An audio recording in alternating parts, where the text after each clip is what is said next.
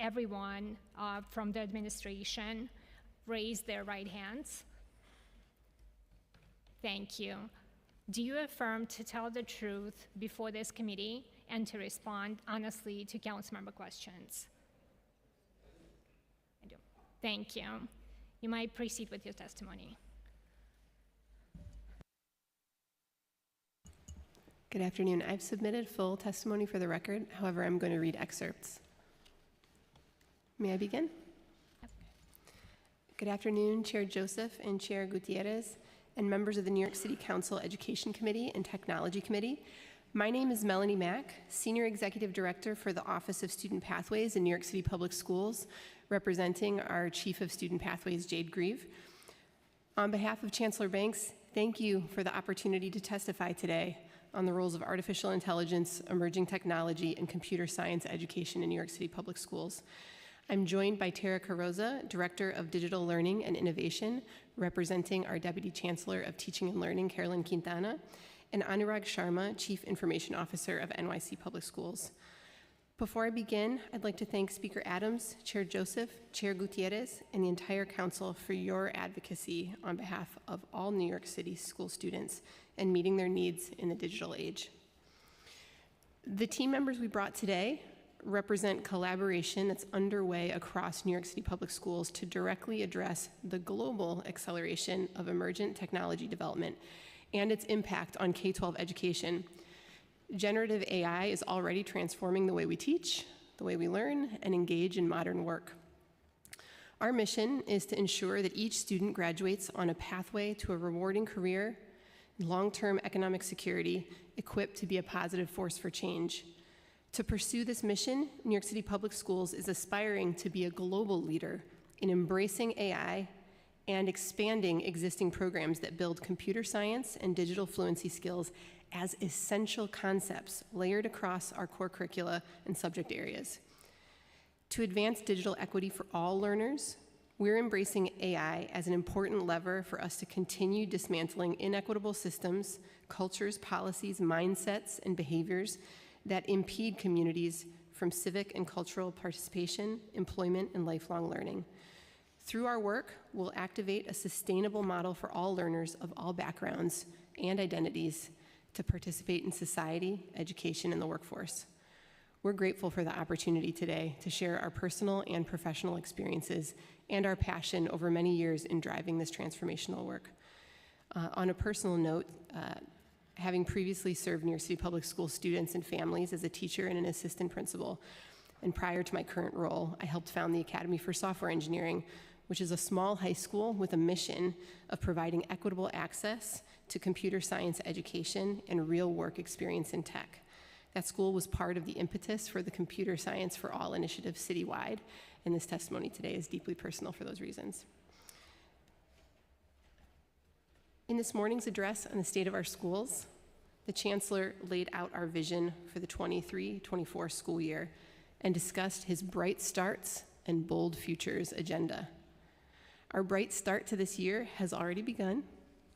We've begun aligning our divisional and program objectives with respect to artificial intelligence to enhance its positive impact on students. Today, we would like to highlight some key elements of our forward-thinking AI approach that starts as early as pre-K and extends to preparing our future workforce, students, and NYC community members in a rapidly evolving job market and technological landscape. Our cross-divisional collaboration, and I say our for all the people you see here today, has been underway for many years, but started in earnest around AI in February 2022, and will expand through a proposed K-12 artificial intelligence policy lab, culminating in an open resource K-12 AI policy toolkit to be shared publicly. In alignment with existing efforts to build digital, informational, and computational literacy, we're designing and delivering a comprehensive AI literacy capacity plan that provides equitable access point for all our New York City Public School stakeholders. And finally, we're developing and providing ongoing AI resources and training to the field, including divisional specific supports. Through an equity lens and a spirit of AI for good, Our collective AI capacity building efforts will engage both our internal and our external partners alike, including our district and school leaders, our educators, our school staff, students, families, and community members. I'm going to move on to the Bold Futures part of Chancellor Banks' agenda that he shared this morning. As you may know, part of our agenda is reimagining the school experience so that students can be future ready. As of this school year, 100 high schools are launching Future Ready NYC, college and career pathways. 45 of those programs are building pathways in tech focused on specific careers like software development, data science, and cybersecurity analyst. In programs like our data analytics, visualization, and machine learning pathway, students are learning about AI as we speak. Preparing for future careers, as we know, begins long before high school and is reflected in our system-wide shift to 21st century, student-centered, flexible learning environments. Over the last year, we've built citywide capacity to deliver high-quality blended instruction, engaging more self-led learning for students, and competency-based learning across our content areas. This year, our intentional focus is activating critical thinking and problem solving in real-world contexts, and it's exemplified by Teaching and Learning's partnership with the Brooklyn South HEAT program, which is a place-based experiential learning model that will expand to multiple sites. It's thematically focused on AI with respect to policy, safety, game-based learning, accessibility, and sustainability. The future of education is now. Generative AI is the catalyst for New York City Public Schools to be the national leader in setting a new vision and uniting to transform K-12 education by integrating AI, emerging technology, computational literacy, and AI literacy as part of the newly universal digital literacy across core curricula and instruction to deliver quality education for all. Next, I'll speak to infrastructure. We recognize that embracing emerging technology, implementing computer science programs, and digital learning programs depends heavily on our schools' tech infrastructure and capacity. I'd like to thank the City Council for its generous technology grant funding for our schools. Since 2020, New York City Public Schools has purchased approximately 550,000 iPads, 200,000 Chromebooks, and distributed them to students and schools for student use. We've taken proactive steps to ensure that every school has sufficient bandwidth, including identifying about 250 schools in the last school year, 22-23, that were in need of bandwidth upgrades. Half of those have already been upgraded, and the remaining half will be upgraded by December 2023. Ongoing monitoring will continue to assess upgrading bandwidth at schools that exceed 50 to 60% of their current capacity. If you're following the submitted testimony, I'm going to skip a section now. I'm going to speak about our existing computer science education work. As was mentioned at the outset of this hearing, Computer Science for All, or CS4 All, was launched in 2015 to address the lack of access to computer science education in New York City Public Schools. It aimed to develop high-quality coursework and programming for all New York City K-12 public school students to build foundational skills in computational thinking and computer science. Just to give you a sense, in 2015, over half of all AP computer science course takers across New York City Public Schools attended 3 schools: Bronx Science, Stuyvesant, and Brooklyn Tech, and were disproportionately white and male. Student access to computer science education was extremely limited, to say the least, and there were few teacher education and training programs.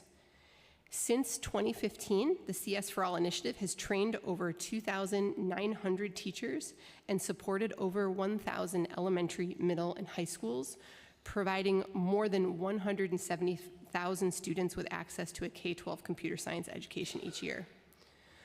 When one of our schools participates in CS4 All, teachers and administrators receive extensive professional learning on computer science curriculum, resources for building a CS culture, and support from our computer science education team.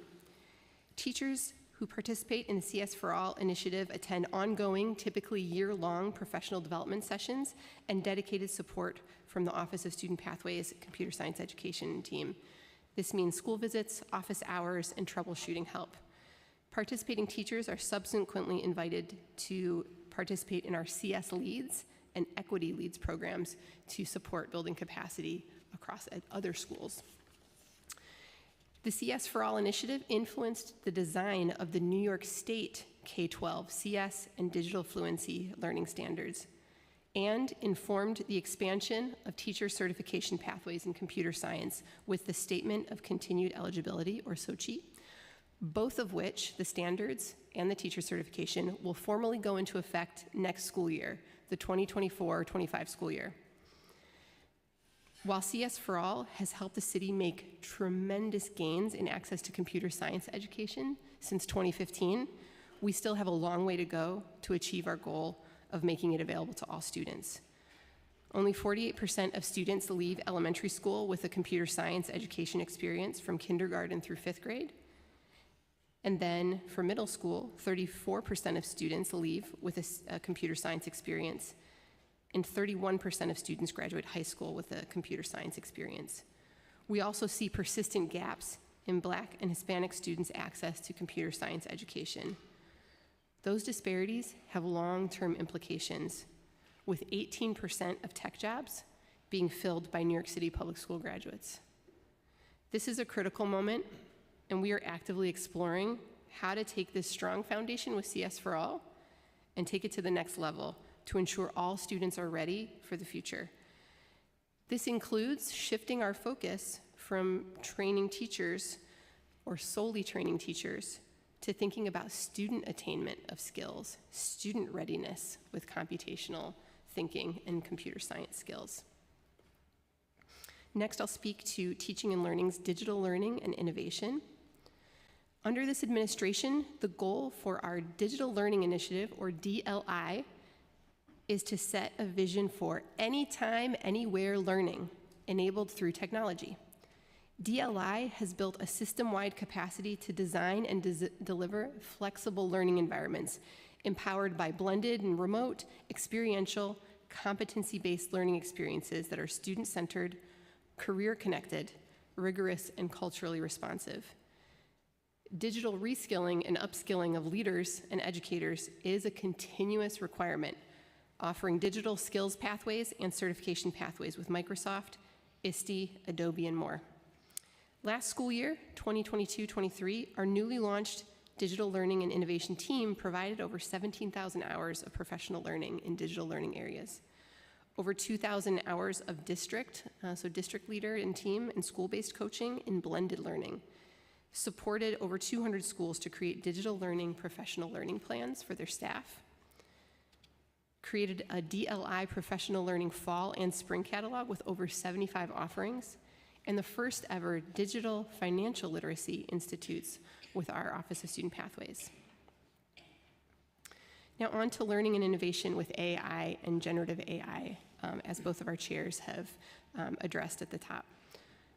According to MIT, artificial intelligence is the ability for computers to imitate human cognitive functions, such as learning and problem solving. Through AI, a computer system uses math and logic to simulate the reasoning that people use to learn from new information and make new decisions. Now, generative AI refers to a category of AI that generates new outputs based on the data they have been trained on. Unlike traditional AI systems that are designed to recognize patterns and make predictions, generative AI creates new content in the form of text, audio, images, and more. I'm going to be skipping a section if you're following along. To be clear, we have been using AI and machine learning solutions before generative AI. For example, a student with a mandated assistive technology device, when we're using an assistive technology device, we're designing instructional models that increase the knowledge, skills, and use of inclusive learning tools. These include text-to-speech and speech-to-text tools for both our students and our staff. The intended impact is to ensure fidelity to assistive technology while providing access to other tools that may support students with disabilities in reading, writing, and social communication. For English language learners, AI-powered language learning tools can help students' language skills develop faster. Now, when OpenAI introduced ChatGPT to the public in November, a new technology that much of the world had not seen before, many questions and unknowns arose with respect to its impact on teaching and learning. We placed ChatGPT on our list of restricted web-filtered sites, similar to YouTube, Netflix, or Facebook. And at the same time, schools were able to and are able to request to unfilter these sites, including ChatGPT, at the discretion of the school leader. Simultaneously, we began discussions with tech industry leaders about their platform's potential and future possibilities for schools, educators, and students. We consulted with educators citywide, many of whom had already started teaching about the future and ethics of AI, while using generative AI to enhance their teaching. To meet the need for immediate leader and educator support at that time, we took the following steps this past year. We created and published a citywide course called From AI to Generative AI in Education that can be completed in 30 minutes. It's been accessed by nearly 1,700 or 1,800 educators to date. We published a field-facing AI resource guide and library services AI resource collection on the Soro Digital Library. We launched an Equity and AI Summer Intensive for educators with 20 hours of professional learning based on MIT's daily curriculum. All participating educators will lead Day of AI events in their schools in spring 2024. We hosted Ready for Revolution, a CS4 All virtual event with Mutali Nkonde, founder of AI for the People, who shared her work to advance racial literacy and help educators understand and teach the ethical considerations of AI. During this event, educators shared lesson plans on topics such as ethnocomputing, the ethics of ChatGPT, and abolition in computer science. We established a professional learning community. They were called our Digital Learning and Innovation Ambassadors, who provided real-time feedback on classroom AI experiences. And we created AI resources and turnkey, ready-to-use lesson plans appropriate for the needs of students with disabilities and English language learners. Now, what's next? During NYC Ed Tech Week, which is coming up October 2nd to 5th, we will kick off our New York City Public Schools K-12 AI Policy Lab with the goal of finalizing our K-12 AI policy by June 2024 and sharing that information on a global scale in the form of a digitized K-12 AI toolkit. We also will provide comprehensive AI literacy professional learning and skills training citywide across all NYCPS stakeholders. So combining the K-12 AI Policy Lab and the AI literacy professional learning and training, New York City Public Schools will pursue a comprehensive, equity-focused approach to implementing skillful and responsible AI use in our schools. Together, we'll foster educational equity, building skills that increase access to career and college options to achieve economic mobility, and optimal quality of life for all students. I'm going to skip the next section as we touched on some of these points. NYC Public Schools is the ideal K-12 environment to explore and build AI policy, AI literacy training, and pilot innovative learning models that critically examine and problem solve around one of the most important technologies of our time, generative AI. Our unified efforts, continuous feedback loops from diverse perspectives, and public sharing of learning will position New York City Public Schools as a global leader in K-12 AI policy, AI literacy training at scale, and AI in education. In conclusion, the rapid assimilation of AI in the education sector has raised critical challenges related to data privacy, ethical implementation, systemic biases, and digital equity. While AI has the potential to revolutionize teaching and learning, our approach is measured. We intend to follow the nationally recognized EdSafe Alliance AI framework and benchmarks to align specific needs and equitable outcomes for all learners. With responsible AI use as an equity lever, we can integrate digital literacy, AI literacy, and computational literacy as essential parts of our 21st century core curriculum. We look forward to continuing to engage the Council on our plans to advance computer science education and digital learning and leverage the best of AI and generative AI to improve student learning. To advance digital equity for all learners, AI can act as a lever to continue dismantling inequitable systems, cultures, policies, mindsets, and behaviors that impede our communities from civic and cultural participation, employment, and lifelong learning. We thank the Council for their commitment to preparing students of New York City for their bold futures.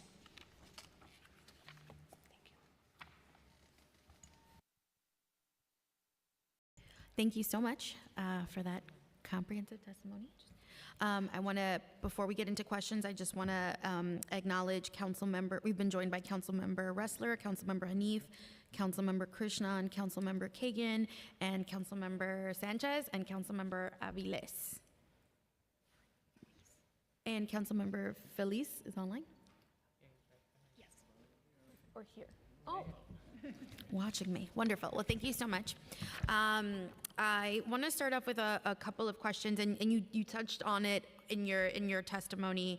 Really encouraged to hear about the policy lab. Can you just repeat that just so that we have it for the record? When are you looking to have that policy released? Thank you, Chair, for your question. We are launching that October 2nd to 5th, the group that will be developing this AI policy lab, and then we intend to complete it by June 2024. I'd like to pass it to Tara Carrozza, who's leading this work, if she'd like to add more, though. Yeah, so this will be a... Oh, if you can turn your, thank you. Thank you, and thank you for having us share today. It's a pleasure to meet you all. So we will be just kicking off the concept of the AI Policy Lab in collaboration with a core group cross-divisionally of our folks who you're seeing here, but it'll be a much bigger and expansive project in terms of including all of our stakeholders internally and externally, and really co-creating this policy together. A few weeks ago, I was invited to an invite-only roundtable by Secretary Cardona on AI, and it will be in alignment with also what the federal government is looking to do, specifically the Office of Ed Tech, and the recommendations that the Office of Ed Tech has made with their recent report on teaching and learning and artificial intelligence. So it will definitely be in alignment, and it will be an iterative process, like I said, phased throughout the year, and then hopefully resulting in consensus at the end of June next year. And while it's happening and while it's taking place, we will leverage our existing policies and regulations at the local, state, and federal level, and then we'll build accordingly to ensure we have the right guardrails and safe policies in implementing this very new technology. Thank you. You don't have to go into the current, extensive response on the current policies, but what are some of the things that you are looking to, that will look different after this policy lab? And we do obviously want you to expand a little bit on the current policies, but what are some of the goals that you're looking to meet, and you know, how will this be disseminated? Oh, and I'd also like to recognize Councilmember Ung, who's joined us online, and Councilmember Palladino, who's joined us. So I think artificial intelligence, generative AI specifically, has really brought us to a unique moment in New York City post-pandemic, in that we're critically collaborating in a way that, and a pace that we haven't before, in pushing really our world and our students forward in a different way to really transform education. And so the areas with the lab are not just on AI, they're going to be sub-labs that really connect and reflect to the White House Bill of Rights 5 core areas. So the ones we've identified so far in terms of the proposal of what we're planning to do are teaching and learning, AI and equity, AI and responsible use, which includes safety, trust, and ethical use. AI and productivity, so like operational efficiency for teachers, leaders, and even students as they move forward in their K-12 careers and beyond. And then AI and community engagement. Digital skilling is not solely for students. We really take it as a collective to push our city forward and all community members in having the knowledge, skills, and abilities to really participate as global citizens in the most effective way that they can and really pursue the lives that they want equitably. And so that's our focus.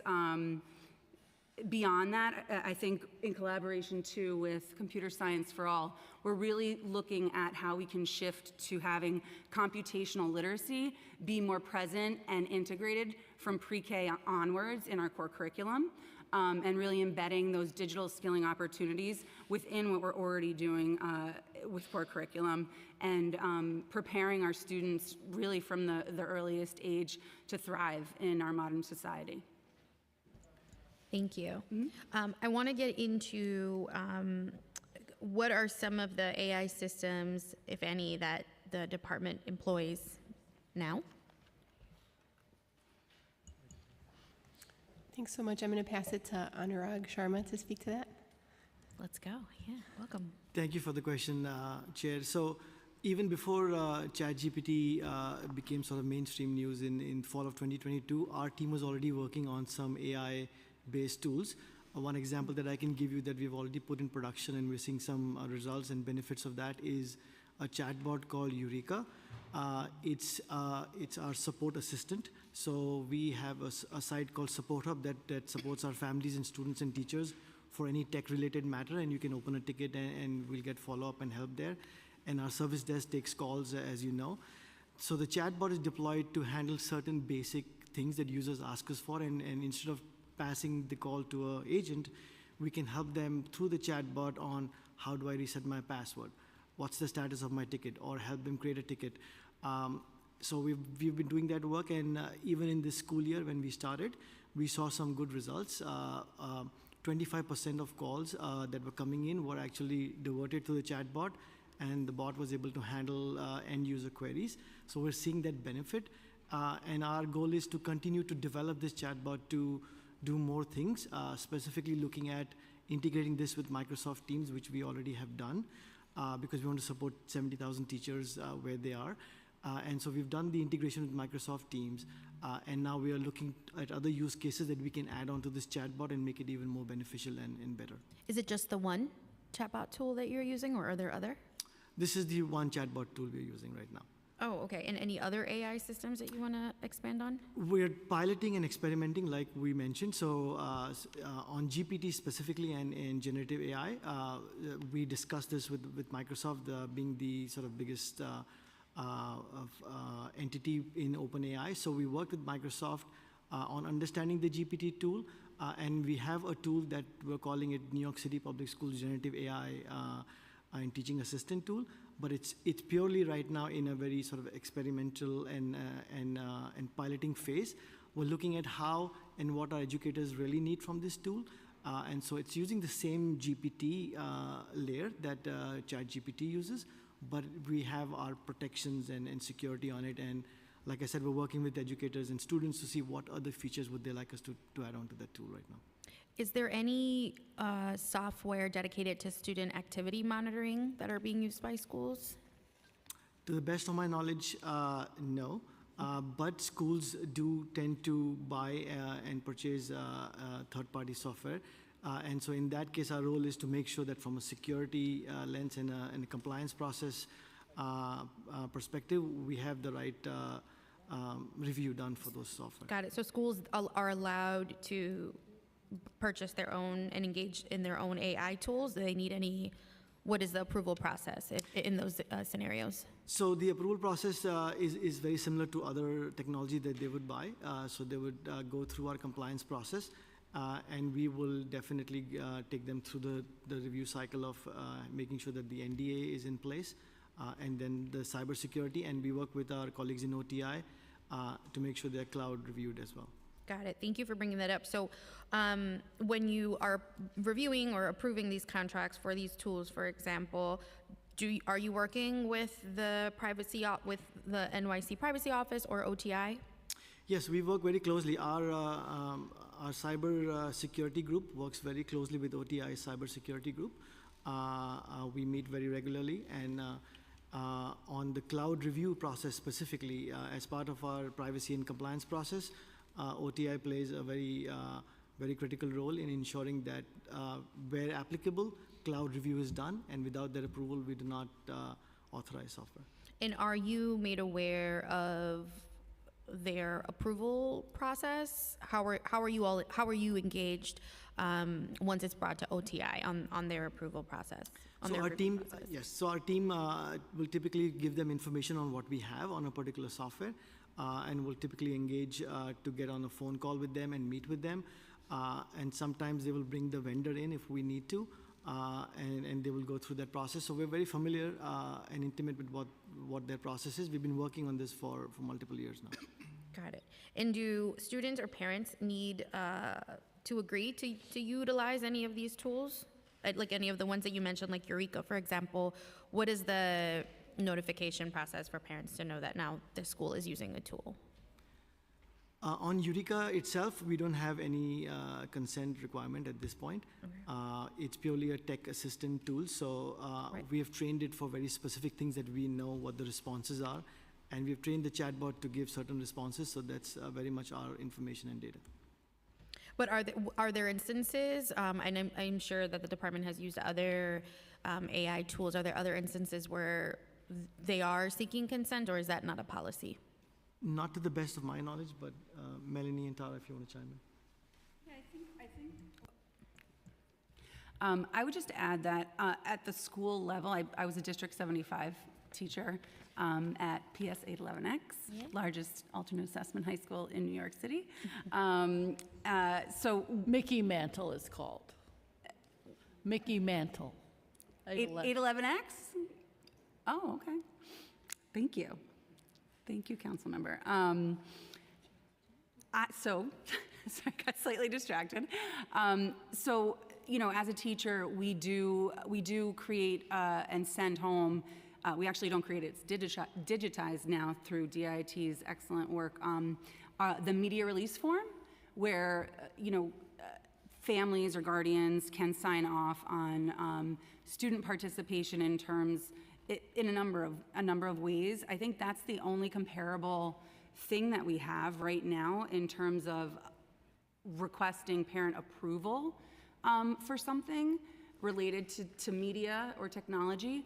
But I also want to just decipher between AI-empowered tools and generative AI-empowered tools. And the risks associated with both are definitely different. With generative AI, there's an unknown for all of us. Like we all are learning together. We've had just standard AI-empowered tools for a number of years built into Microsoft, Google, Adobe, that don't pose the same risks as generative AI does now. Right. Thank you. Mm-hmm. That kind of changes my questions, but I guess what I want to get into a little bit is some of the systems that schools use. Do you have a sense of how many schools are using systems like GoGuardian, Gaggle, or Securely? If I'm saying that right. We can definitely get you that information. So from our perspective, we do enterprise licenses for certain tools that schools use. For example, Google Workspace or Zoom. Adobe, Microsoft Office. So these are tools that we centrally procure and provide for our students and schools at no cost to them because we're paying for them centrally. But for certain tools like you mentioned, schools do it and it's their choice. But we have information in our systems to look at how many schools, and we can definitely get back to you on that. Wonderful. Can you share a little bit about what the system Securely does? Sorry, can you repeat? Are you familiar with the program, the system Securely? No, I'm not. No. Okay.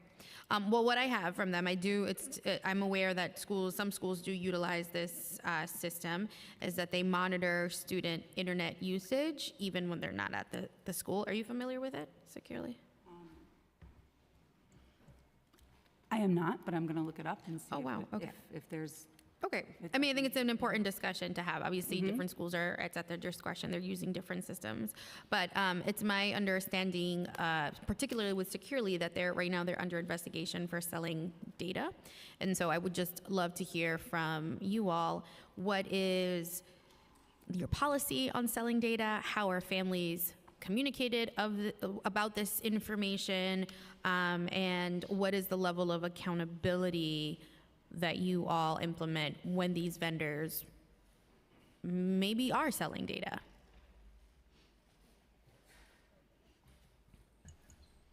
This is an incredibly important question, and we'd like to bring up our colleague to speak to this. Thank you. This is Dennis Doyle, and he'll introduce himself and his role. Good afternoon. Thank you. Good afternoon. Dennis Doyle, Chief Privacy Officer for New York City Public Schools. To answer that question, selling student data is illegal. It's prevented by FERPA, New York State Education Law 2D. So we would not engage with any third-party vendor who is going to be involved in that practice. And that's would be part of our standard review that we would conduct for our compliance process. We conduct a security review. OTI conducts a cloud review, as Anurag was mentioning before. And then legal also has their part in the compliance process and making sure we have a data processing agreement with the third-party vendor. And it's very explicit in those agreements that the use of personally identifiable information for commercial or marketing purposes is prohibited. So under no circumstances would we engage with a vendor or permit a vendor who is going to be receiving our students' personal information to be using it for commercial or marketing purposes. I hear that. Thank you. However, what happens if they do? Like I mentioned, Securely is under investigation. I don't know what the conclusion is, but what is the accountability measure in that instance? I'm not familiar with that particular vendor, but I think if we were to learn that a vendor were engaging in that, we have a right to terminate the agreement. In our data processing agreement, we have a right to terminate their access to our data. So if we were to discover something like that going on with a third-party vendor, we would immediately terminate their access to our student information. Got it. Thank you. Some other issues regarding some systems that were raised to me about about student surveillance was a system called Gaggle that schools are using. Are you familiar with that system? I'm not, no. Lots of head nods. Okay. Wonderful. Let me skip that then. Can you share if there is an agreement from students and or parents regarding data collection, or what is the agency's policy on data collection? Yeah, sure. So whenever we have a third party who's going to be receiving student data, we are required by law to have a data sharing agreement with them. If they're going to be conducting services on New York City Public Schools' behalf, if they're going to be acting as school officials, we have to have an agreement with them by law. So we ensure that we have agreements with all such third parties. And as I mentioned before, we have them go through our compliance process, which requires having that data processing agreement, security review internally, and also an OTI review to the extent necessary. And do students and parents, do they have the opportunity to opt out of that? If they don't want their child's data shared? When it comes to sharing data with third parties who are acting as school officials and are performing services that the DOE would, or New York City Public Schools would otherwise be performing on its own behalf that has a legitimate educational purposes, there's no opt-out or opt-in process. That's not something that's required by FERPA, which is the federal governing student privacy law, or New York State Education Law 2D. So we do not have a process in place for opting in or opting out with third-party vendors. Thank you. For some of these systems that I've mentioned that you're not aware of, in those instances, is our chief privacy officer, like, is there an OTI process for them to review even some of these smaller systems? Yeah, so we have a system called IRMA, so when schools decide to purchase, and we have put this policy to all principals, that if they're deciding to buy a certain software, they should definitely go through this compliance process.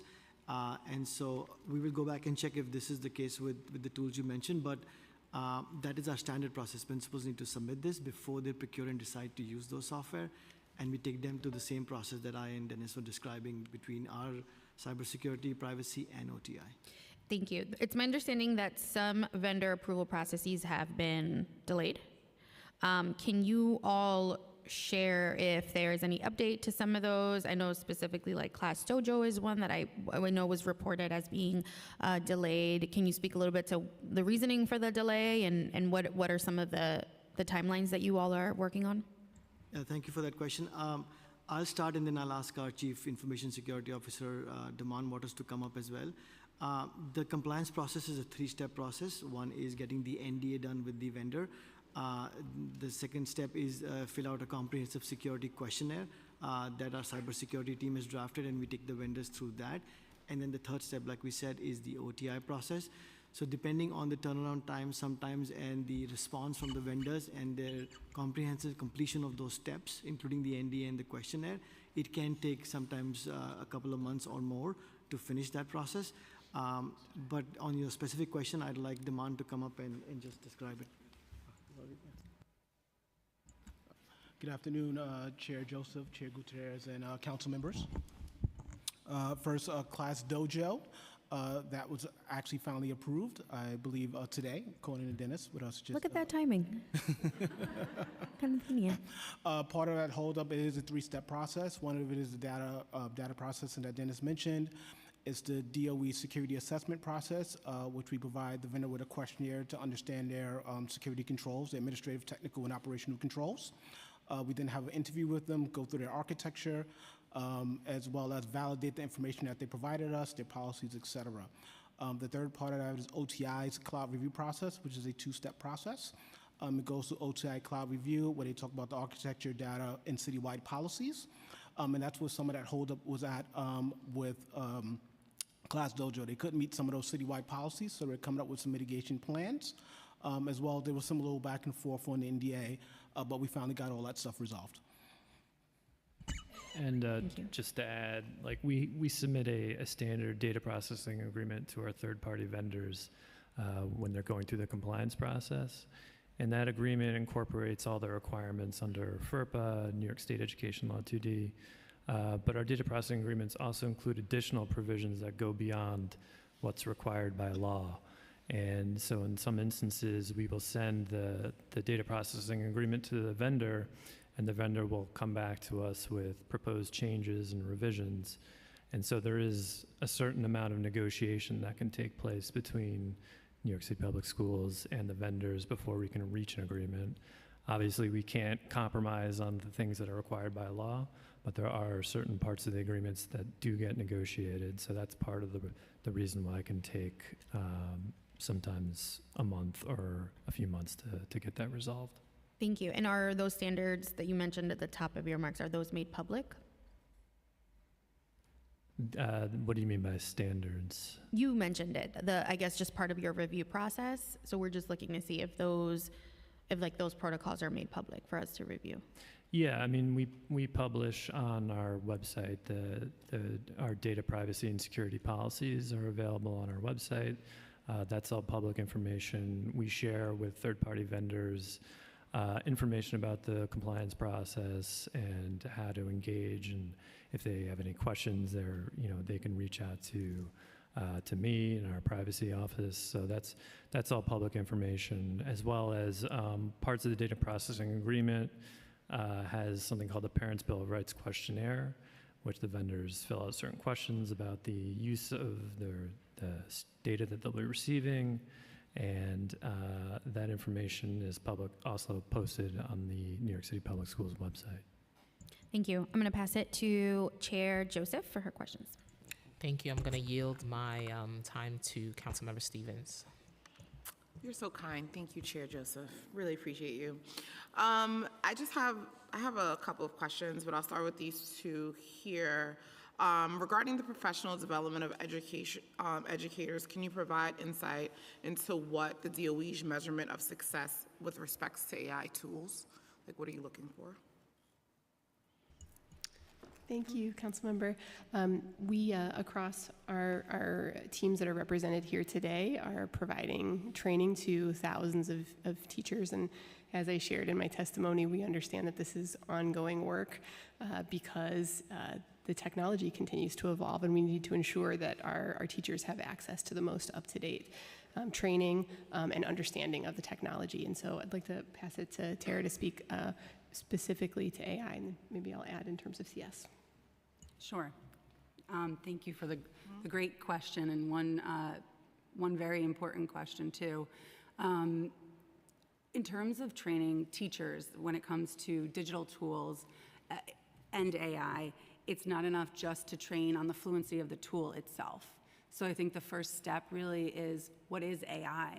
And building that foundational knowledge is critical. So for example, we have already had AI-empowered tools within our ecosystem and of enterprise tools.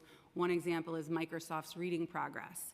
It's basically So just with the interest of time, Sure. because I don't have a lot of time on the clock. Okay, got you. This is a lot being eaten up, so I'm not the chair. But could you just talk about, like, Sure. do you guys have, like, goals and what that would look like? Like, right, like you're saying, like, Yes. it's evolving and changing, but as those things are happening, what are you looking for 100%. to deem successful?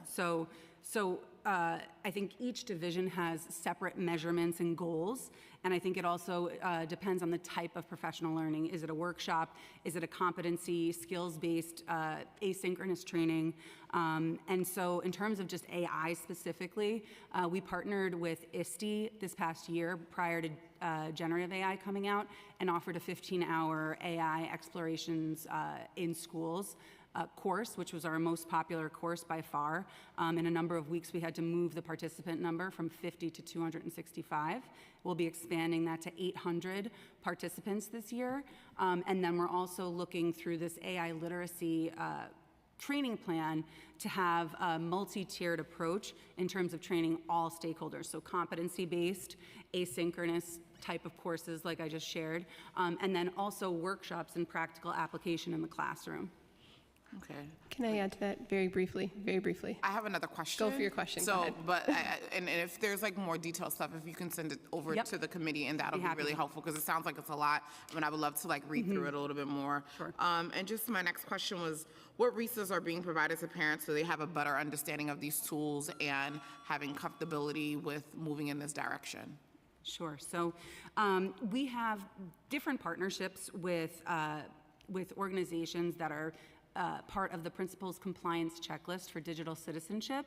And so one of those partners is Common Sense Media, and they have a whole array, which I can share with you as well when I send some follow-up, of resources that are family-facing.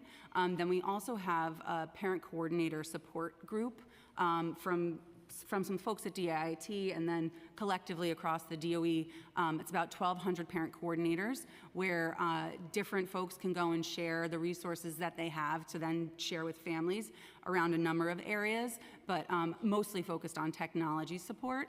So those would be the resources right now that exist, and I think we're really looking to collectively provide not only more resources, but also open up training for families to engage in building their own digital skills.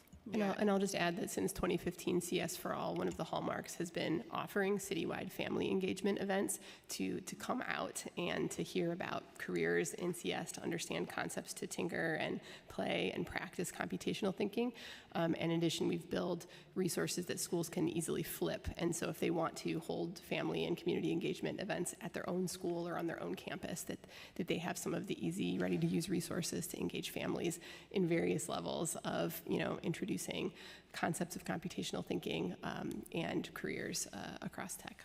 Yeah, I just think it's going to be really important as this process and things are being rolled out. And the same when we're thinking about training teachers, we should be doing that alongside as well as thinking about how the parents are. And even when we're thinking about measures of success, it should look different and be a little bit more simplified, especially for parents, right? What does it look like for us to say that these parents are fully engaged? What do we want them to know and how to do those things? Because if they're not having a clear understanding, then how do we expect the young people to? And just the last plug before I stop chatting, we also need to make sure, and I know we talked about workforce development, we need to make sure that we are preparing our young people for these jobs and these roles, because I feel like a lot of times we kind of skip that piece, especially with DOE. Like it does not, like workforce is not ingrained into it. And so thinking about how are we ingraining this to ensure that when our young, as these jobs are developing, our young people are able to step into those roles. So making sure that's part of the measures of success is going to be really important.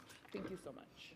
And I would just say that our Future Ready program, in addition to our existing CTE programs, which have been around for a number of years. Don't get me started on CTE. So I have a lot of issues with them, so. I would welcome the opportunity to talk about them another time. The Future Ready NYC program, though, is opening 45 new tech programs this year that's looking at labor market data in New York and looking at from the credentials and the skills that are required for entry-level good jobs in these fields, cybersecurity analyst, early machine learning. How are we back mapping those so that our students get real skills and a head start on those specific pathways and graduate with credentials? Absolutely, we talk about it, but it is not happening because even currently our job market is not preparing our kids for it, and they come out of a lot of our public schools. So we can say that we have these tools, but they're not happening. So we have to make sure that that's part of the measure of success. Absolutely, and I would invite you to join us and come visit one of our Future Ready programs to see what our schools are. I'm always welcome. That would be wonderful. I've been in education for over 20 years, so these are not things I'm just talking about. Absolutely. I appreciate the comment. If it's all right, may I share one more piece of information from the teaching and learning perspective? I completely agree with the sentiment and the truth around what you're saying. We are in a global skills-based economy, and one of the things we are looking at from teaching and learning is to build a comprehensive learner record structure.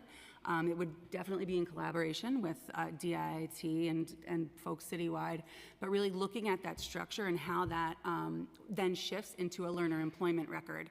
And so starting that much younger and starting it in Gen Ed, not just Gen Ed too, D79, D75, making those pathways available to all equitably and at a much younger age is really, it's what's required right now, and that's the direction we're going. Well, thank you. Earlier, you suggested that parent coordinators are also trained to do part of that family engagement. When was the last time they were trained? How many were trained? And is language access part of that training as well? I can get back to you just on numbers from our folks who do run that. It's in collaboration with FACE. I don't have specific numbers on trainings, but I'm on the Microsoft Teams site here, and the last specific training was on the DOE grades and attendance application. So I can see that, and I can definitely get back to you with those specific numbers unless one of my colleagues here have any additional information they'd like to add. We'll have to follow up on that one, Chair Joseph. I used to be part of that group when I was an educator as well. I just wanted to clarify one thing you said earlier about the forms. There's media form, which allows you to take pictures for students to participate in activities in schools, and there was a citizenship, the digital citizenship form. So those were two separate forms. I want to make sure that's on the record so we know the difference. The media was just for students taking pictures and any activities in the school versus the digital one. Great. So now, Thank you, Chair Joseph.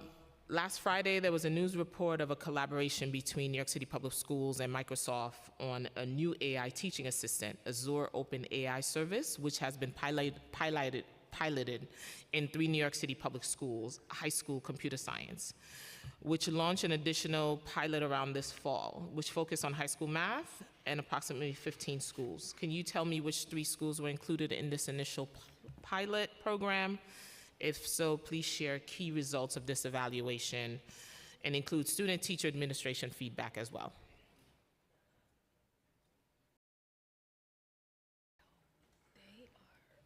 So I can talk a little bit about what the tool does and what we have done. We'll get you the 3 specific schools and the students that participated in the pilot. But from the feedback that we got when we did this pilot, several things came up that I think are important. Okay. One of them is making sure that students and teachers are logging into this tool using DOE credentials that are centrally issued. So account management is protected and multi-factor authentication is in place, which helps cybersecurity.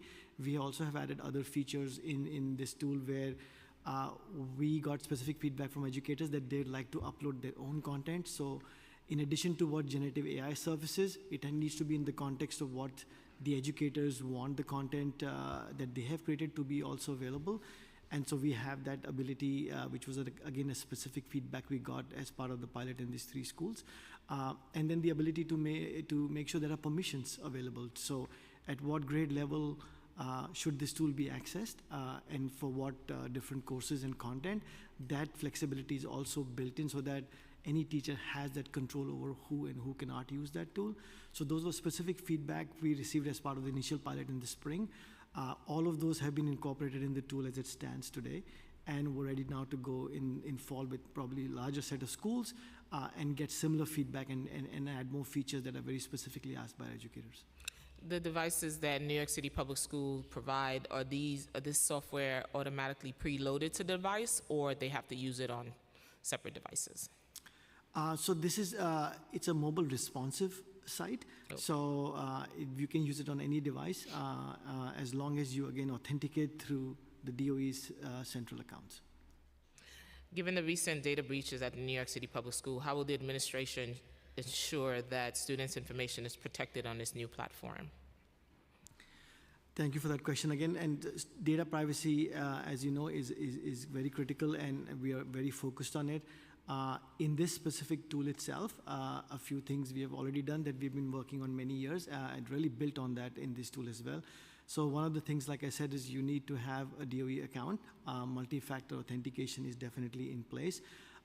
The specific tool is on our specific Microsoft tenant, so it's protected from that perspective. This is not a third-party vendor environment or a tool. This is our tool. We control the code and the features on this, and then we have able to put permission sets like I was describing on who cannot use it, and there is robust reporting available on this, which we can then be able to see if there was any activity that did not sound regular usage. We would be able to trap that as well, and then the specific questions and the content that's going in does not necessarily leave the DOE environment. It's within our Azure infrastructure. Thank you for that. Did OTI conduct a review during Microsoft's vetting process in accordance with your new protocol set in place that you began enforcing last spring? If so, what are the key results of the OTI review? On the specific, just to be clear, on the specific tool? On this software. Yeah. I'll ask Zishan Anwar to come up as well. He's our Chief Product Officer because he was specifically working with Microsoft on the development of this tool. But because this is just 3 schools and we're only piloting, we're not yet ready for prime time. I just want to be clear, this is still a very early stage and we're learning a lot with the tool that we have in terms of what specific use cases our educators want. But Zishan, can you throw additional light on this? And the fact that it is a small school will give you data on how you'll drive future usage of this software. 100%, yes. Okay. Go ahead, sir. Yeah, thank you so much. My name is Zishan. I'm the Chief Product Officer. So this particular tool, we have already worked with OTI. They have a SSAP review that we have conducted with them to ensure that we fulfill all the compliance and everything is good to go. So we have done that process, and I think as Anurag mentioned, that this is a tool that is being piloted on very small, limited number of schools right now. And we are gathering a lot of feedback coming back from the schools just to understand that how we need to expand it a little bit much better. A couple of things that I think I should highlight over here where working with the educators, working with the students, they gave us a very good feedback about that how this tool is being designed, how this tool is being protected behind the SSO and the MFA. And the data, as Anurag mentioned, does not leave the DOE environment. That is one thing that differs between us and the OpenAI and the ChatGPT, or for that matter, any other tool, because ChatGPT being only one tool, but Brad is out there, Bedrock is out there. There's so many other tech giants who started doing that. Thank you. In a Q&A with Microsoft, Ziwan Shan Anwar, the District Chief Product Officer, shared that his goal for this new learning assistant is to be enable in each and every school, each and every classroom. Is New York City Public Schools committed to achieving this goal? Yes, I made that statement. This is something definitely we would like to do. We are in the early stages, as the generative AI is something very new to all of us. We are also learning as compared to how the students will behave with that, how the responses will come back from the generative AI. So we are working on that, and hopefully after the pilot, we'll definitely get more information on that. And then we can say how we need to scale it and provide that tool across the board in every classroom and in every school. Thank you. How will students in historically low representation in computer science courses, girls, Black and Latino students, be prioritized in this digital revolution right now with AI? I can take that question, Chair Joseph. That has been the forefront of the CS4 All goal since it launched in 2014 to increase the number of Black, Latinx, and students who identify as girls' participation in computer science. And we've seen progress in the number of APCS takers, the percent of girls who are taking computer science courses across K-12 year over year. Those numbers took a slight dip in 2019, 2020 with the pandemic, and then they rebound in the following year and have continued to uptick, which is very heartening. We still have more work to do, as I shared at the outset, because we still see disproportionality between the number of our white and Asian students who are participating in computer science and our Black, Latinx, and students identifying as girls. There's a few things that we learned in the early years of CS4 All. We recognized that we needed to provide data to both school leaders and district leaders in a way that supported equity. And so we worked with Dr. Eddie Fergus, who's at Rutgers University and who's done a lot of work on solving disproportionality. He helped us develop an equity rating for each school and each district that helps them see both the saturation of CS, so what percent of your overall student body at your elementary school or your middle school is participating in computer science education, but also when you break that down, when you disaggregate that across student groups, where is there disproportionality? And we've created differentiated training for district leaders and school leaders based on where their school is, because a school that is at the very beginning of implementing computer science may be different from a school that's 5 years in, but is still needing to think about expanding to more students and also addressing disproportionality. So we've become more sophisticated in how we make that data really visible in a way that it's a conversation and an opportunity for strategic planning, and have developed tools and templates so that the district leader, the school leader, from strategy and planning lens can think about how they're scheduled. And for classroom strategies, in recent years, we've made our equity in computer science the first course right out the gates that a teacher participating in our initiative or a school leader participating in our initiative participates in, because there's a primer to understanding how we're going to disrupt a lot of the disproportionality that we see play out throughout life, throughout the labor market, and certainly throughout K-12.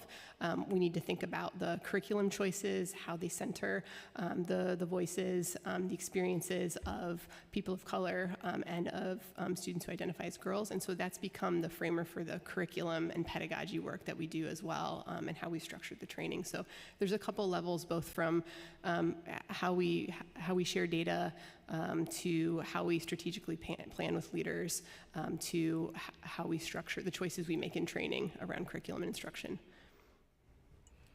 So how is that data looking from 2015 to now? I know it took a dip during 2020 because we saw the digital divide, and that was really where the city saw that the lack of access to the basic internet, the basic technology. So where are we now in terms of data, 2015 and 2023? How are we looking? And I'd like to acknowledge Councilmember Narcisse.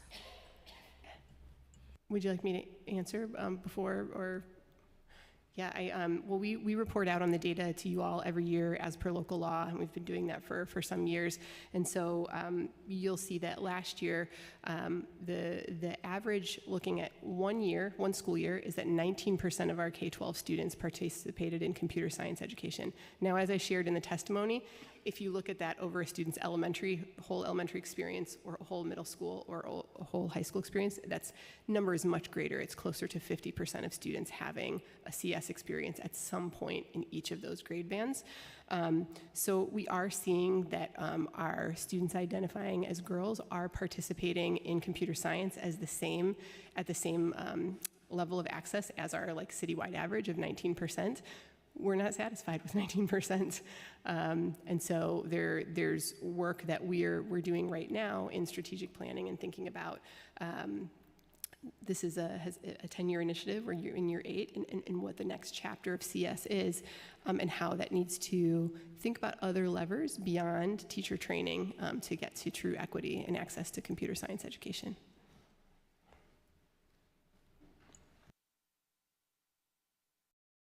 And what about Black and Latino students? So I'm going to pull from what we've reported out to you all. And just give me one moment so I get my numbers straight. So compared to the citywide average in the last full school year that we reported out, which was 19% of students, 18% of Hispanic or Latinx students participated in computer science, and 14% of Black students participated in computer science. So we see disproportionality in those numbers. That's driving our continued work with district leaders, but also work that we need to do to think about other levers for equity across the school system. Thank you. Yeah, we do. We have a lot of work to do. For the next set of questions, I'll go to Councilmember Brewer. Thank you very much. I know that some of the IBM schools and certainly CUNY trying hard to have people graduate with some kind of certificate. So that's one question. What are you doing either with your CTE schools or in general? Because it does help with both college and getting jobs, number one. Number two, contracts. I've been down this road already. And the issue is, I would like to know, because what happens is teachers, principals, you get salesmen, saleswomen coming around and saying, this is a great project. And I know absolutely you want the schools to have discretion. But on the other hand, the schools don't know sometimes who the hell is legitimate and who is not. I've been there, I've heard it and seen it. So I worry about contracts because these companies want to make money. I'm talking about not common sense, I'm talking about the for-profits. So how do you keep track of what's good, what's bad? I worry about that you're spending money on for-profit contracts that are no good. And so I see some names here, they're obviously well-known, but I also see a report from the state controller that says that some of this information has been excluded, some of these companies, from reporting. I am really concerned about the contracts. So do you have a list of them? How long do they last? How much do they cost? Who's paying attention to the for-profit people? Because they call me too. They call everybody they can to get a contract with schools. So how are you monitoring that and keeping the costs down? And can you provide a list of all the for-profit contracts that you're working with at DOE on computer science? Thank you, Councilmember Brewer. You asked some of the same questions around credentialing when you visited my school many years ago, and so I appreciate just the steadfastness to this mission. I'll speak first to the credentialing side, and then I'll pass it to Anurag and to my colleagues to speak to the contracts. In terms of credentialing, we're thinking about that in two ways, right? As we've said throughout this testimony, we have first and foremost work to do with our students to be truly future ready. And we need our teachers coming along the way and having the appropriate upskilling and professional learning opportunities. And so we're thinking about credentialing in these two ways. We're working with CUNY on the computing integrated technology education, advanced certificate and micro-credential. So that's offering our teachers across the system an opportunity to get more advanced credentials beyond their CS4 All training, beyond their prior Are they training. getting them? We launched this last year, and so we have a promising start, but this is work that we've newly cultivated with CUNY. And then I will say that, Chancellor Banks spoke this morning about us doing a better job with college and career readiness at his State of Our Schools. And the underpinning of our Future Ready program and the 45 tech programs in there is that there needs to be a substantive, labor market-driven, evidence-based rationale for the skills that are part of a scope and sequence for a student. For the credentials, we cannot select credentials that do not have value in the labor market for our young people, as well as early college credits that can articulate into associates, bachelors that are credentials of value into post-secondary. And so there's a very rigorous approach to these new Future Ready programs that are opening that is certainly lessons learned from years of doing this work across the system, and thinking about the disparity between the opportunity that's available in tech and the number of our students who are ready and raising their hands to take those. Again, an invitation to share more beyond today and show you some of our Future Ready programs. Okay. I think the IBM schools are doing that already. Our P-Tech schools, and we are, so we have 9 P-Tech programs across, I'm aware, yeah. Which and we have 3 more that are in a planning year this year and that will launch. But they get a credential when they finish. They have the opportunity. Some students choose, they are teenagers, some choose that they're going to transition to another college or another pathway, but they all have the opportunity to pursue the credential. Okay. And I will say that the state has taken an even more rigorous approach with the new P-Techs that will be opening with the Harbor School, our High School for Innovation in Advertising and Media, and our High School for Emergency Management in terms of the level of industry connectedness. Okay. And I'm going to pass it to my colleague to speak to the contracts question. Contracts, a lot of money, some of it goes down the drain. Thank you for that question. So on contracts specifically, I think that this is also a concern that we have. So there are a few things that we've already done, and I'd like to call them out, and then I think there's more work to be done here. One is where we see a lot of schools using certain types of systems. For example, at the start of the pandemic, we knew that schools were using Google as an LMS. 1,100 schools at that time, which was not only just a contract issue, but also a cybersecurity problem. So we brought an enterprise license for Google Workspace, and we give those to schools. So now we have a central contract. Instead of schools going and doing one-offs, we have enough licenses for our entire school system and our students. Same thing goes with Microsoft Office 365, Adobe, Zoom. Those are a couple of things where we have seen massive amount of schools using it. Let's do a central contract. Let's do a much better agreement and negotiate this better for the city and the public school system. So that's one example. With the breach and the third-party compliance process that we're talking about, we actually sent out a survey for our school systems to ask them what they were using. And our target was any software that was more than 10 schools, we took them through this IRMA process and compliance process to make sure that whatever is prevalent in our schools is first mostly secure. And then we have built, as you know, our own grades, attendance, and messaging platform. So around 1,000 schools are using any one of the 3 modules today. That also helps us not only just bring these contracts and costs down, but at the same time, it's giving us a lot more cybersecurity posture because they're using central accounts, they're multi-factor authenticated. These are our systems. We control the data. It doesn't leave the DOE. So all of that is happening. But also additionally, through our school partnership teams and our field offices, we have started to get requests from principals because now we have this relationship with them that they would like us to be at the seat when vendors come in and have those conversations. So we've started to see some of those requests come in, and this is an area where we do have a goal to improve more on not only just to see what the vendor is pitching to the schools, but also is it safe, but is it in the functionality that is already not offered centrally. Like if you already have a solution for it, why do we need the principal to go into another third party just because, right? All right, we can have this conversation all day, but in terms of the AI, are they able to? Gail, I'm sorry, is this your last question? We have okay, just AI in general, that if they can do a one-off or something, are you also making sure that that makes sense? Because the salespeople come around and make some suggestions. So again, further contact on this issue of contracts. I'll let that go. Also, the websites are awful. Can you fix them? Thank you. Working on it. Thank you.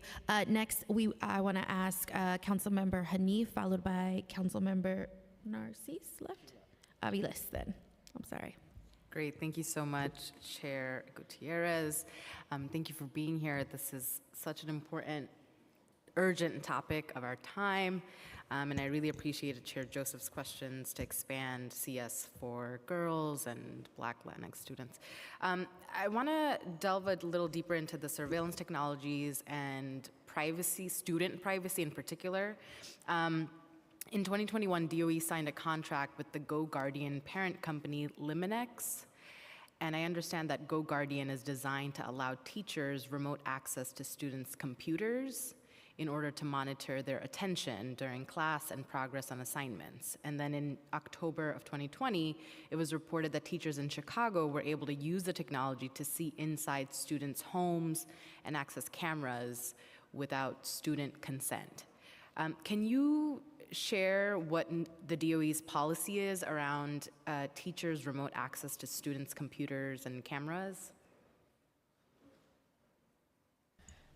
Thank you for raising this question. This is incredibly important in terms of our student privacy.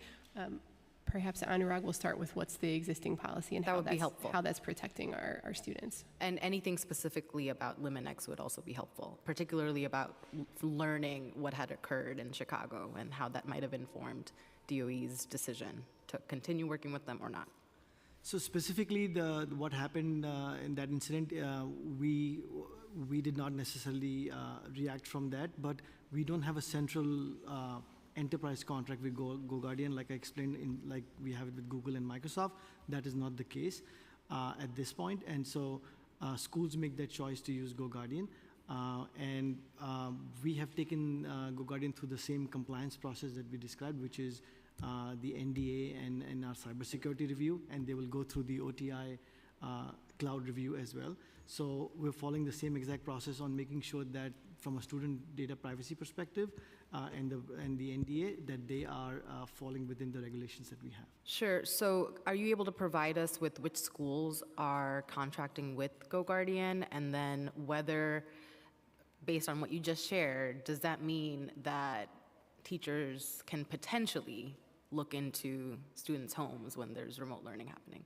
So we'll definitely follow up on that, because we will go back and look into our systems and see which schools have actually purchased GoGuardian and how many of them are there and which specific module they've used, because they have a few modes. And so we want to make sure that which specific mode is used also in the schools that are using it, and what does that allow and does not allow, and we'll follow up with all of this. I really appreciate that. And I just want to stress, as we continue to immerse in this conversation about AI and tech, student privacy needs to be prioritized, and of course their family's privacy. And I just want to wrap up with one final question on the student use of AI. Could you share any data that the DOE is collecting on cheating and whether there's been a notable increase in cases since ChatGPT in particular became publicly available? We do collect cheating and plagiarism data in alignment with our protocols.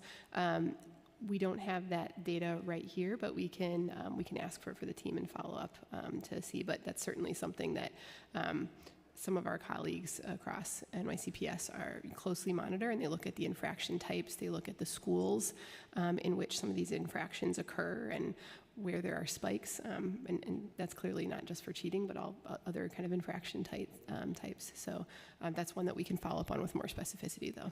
Yeah, I'd be interested in that, particularly because I know that schools outside of the US, and I think maybe in some cities, have utilized ChatGPT in their classrooms to build curriculum, and particularly to help students with limited English proficiency when they're reading Shakespeare or other text.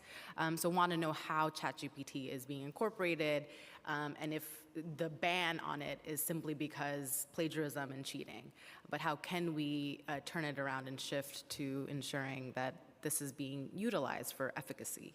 Absolutely, and just to clarify, it isn't banned. It is on one of our, it's on restricted in the ways that YouTube and Netflix are on restricted sites, but schools can request access. And so some of our schools and school leaders who are thinking about these tools as an instructional tool newer, but an instructional tool nonetheless, and have a strong plan that aligns with their instructional vision, they can request to receive access to it.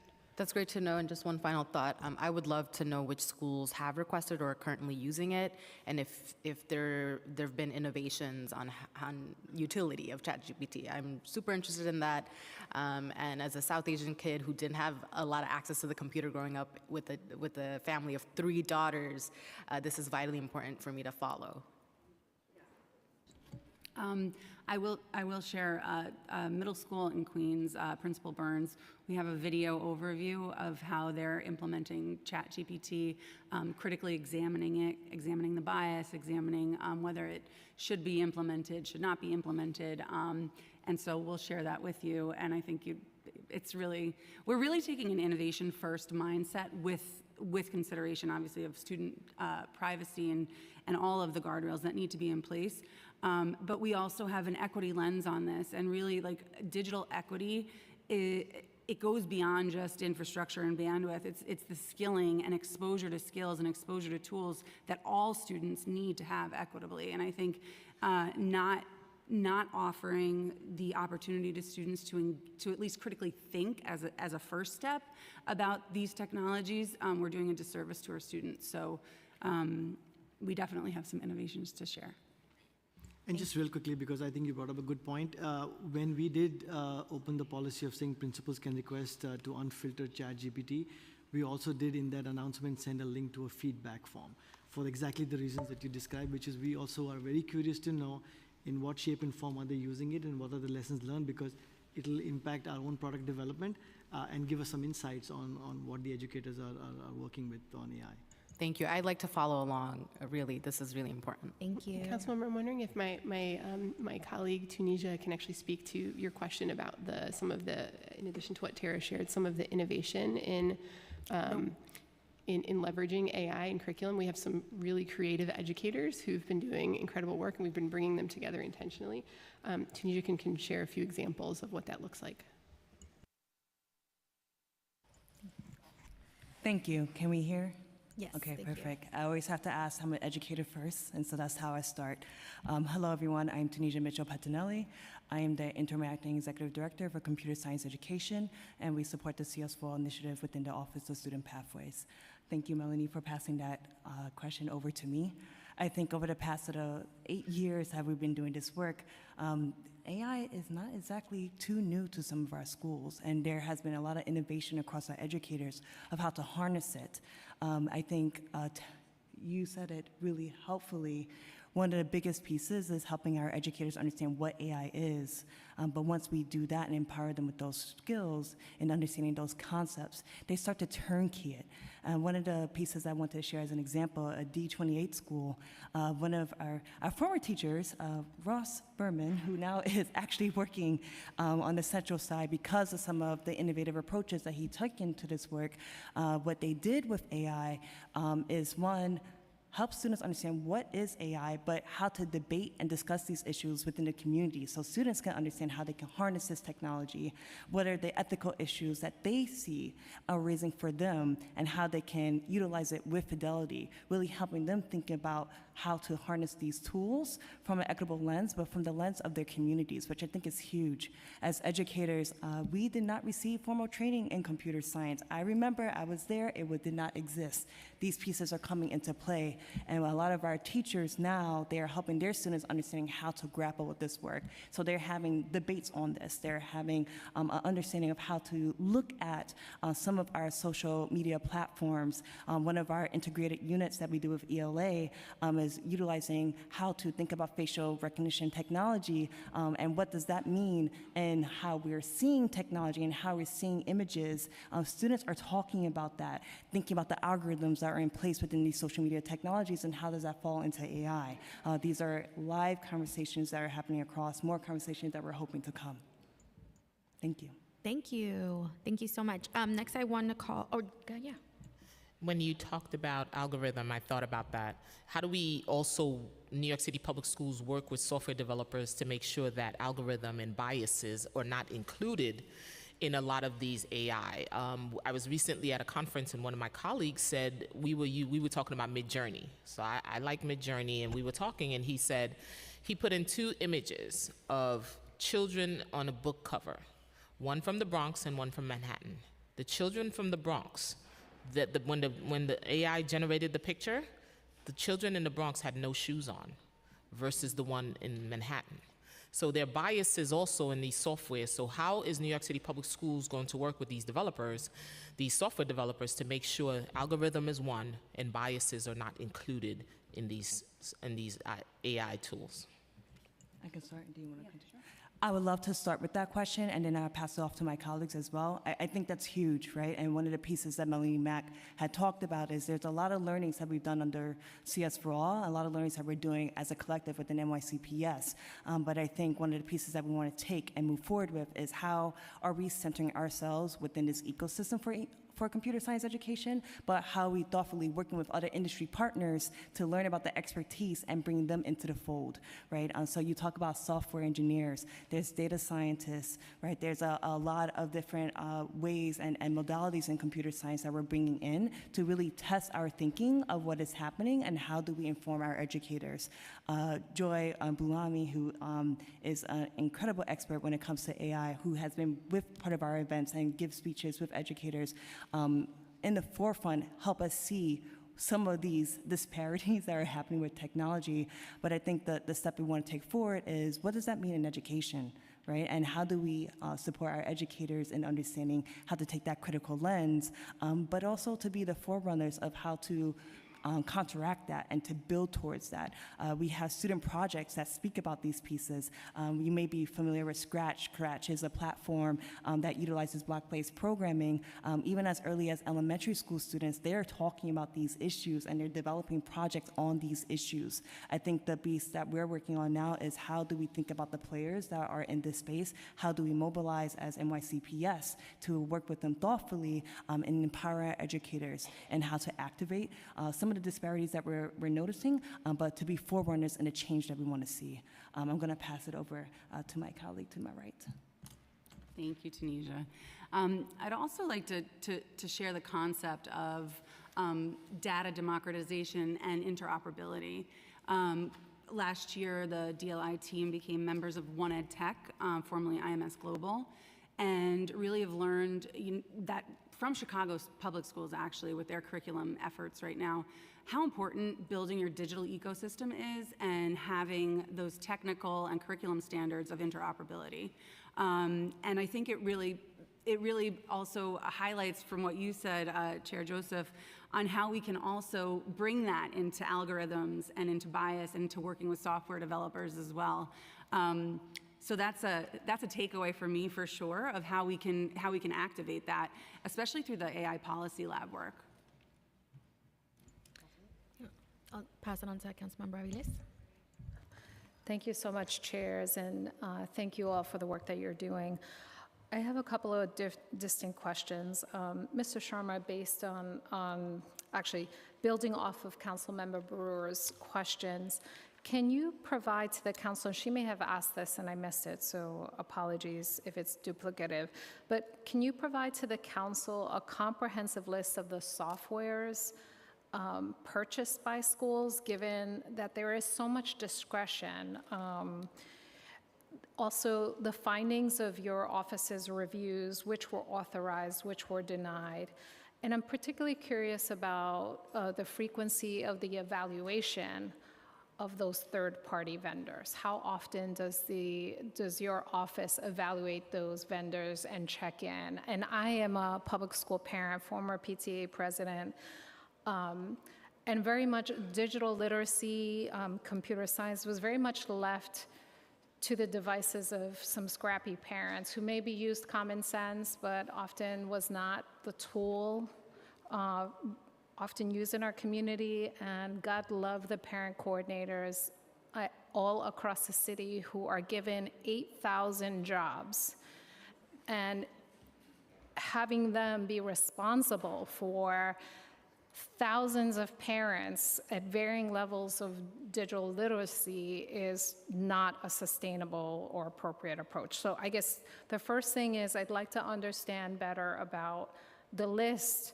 how we monitor and assess those companies that we are authorizing to work with our students. And then the last part of that is, as a parent, I've also received countless letters about breaches of my child's data.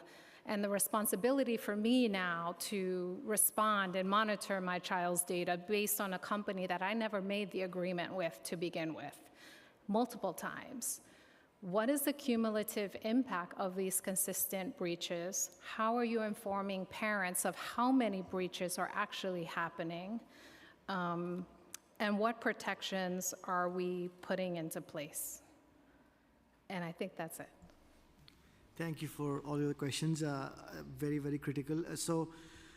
Like I was saying before, from our perspective too, student data privacy has definitely become a focal area for us, especially after the pandemic. We have seen these attacks being very prevalent. So we've done a few things that I'd like to call out and then go into the specific things.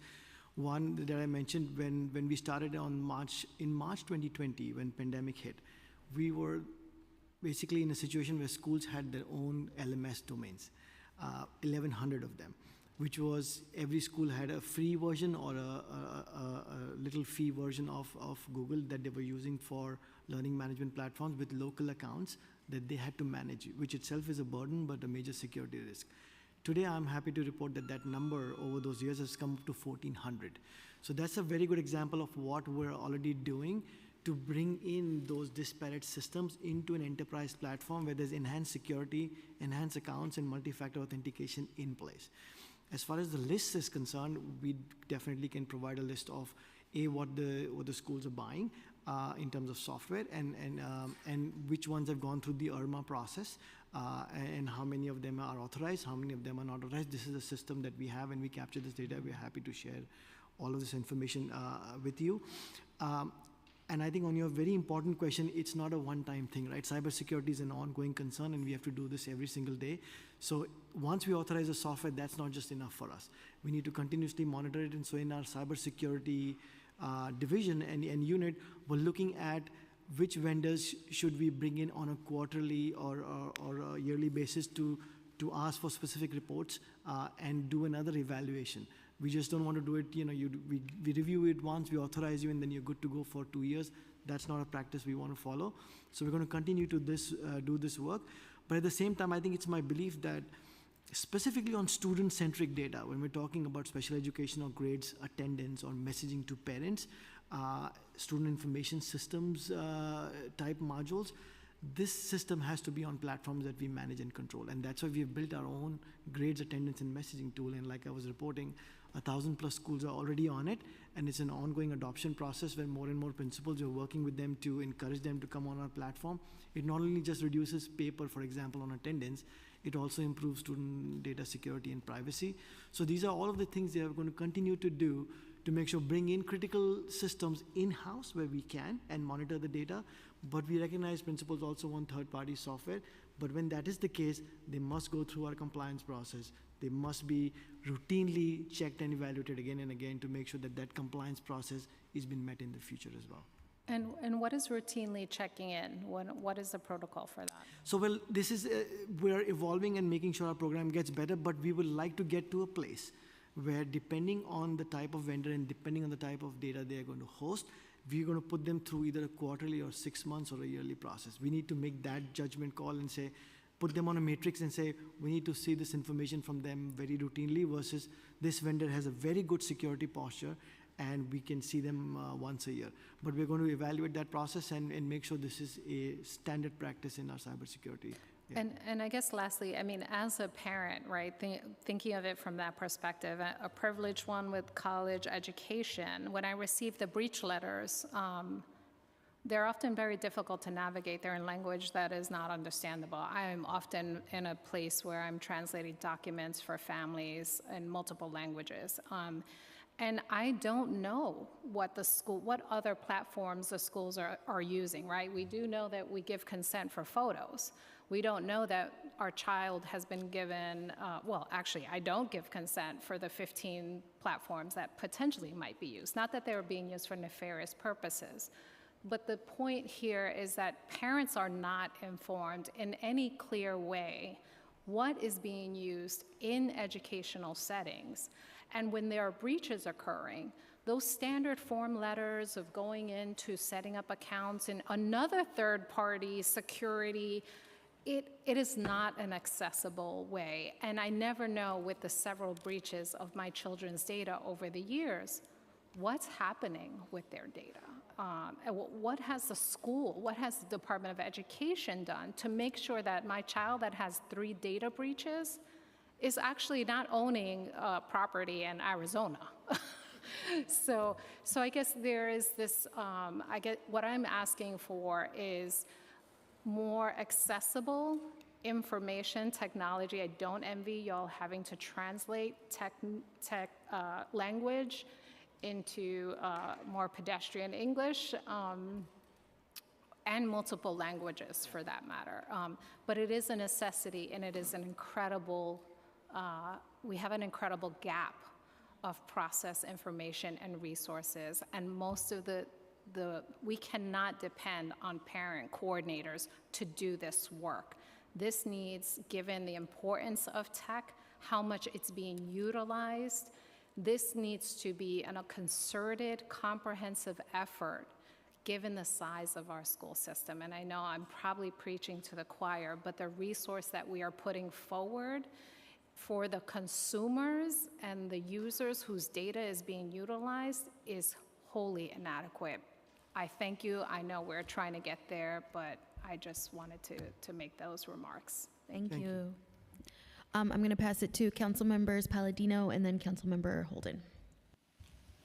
Good afternoon. Thank you very much for being here. I have absolutely no idea what the hell AI is.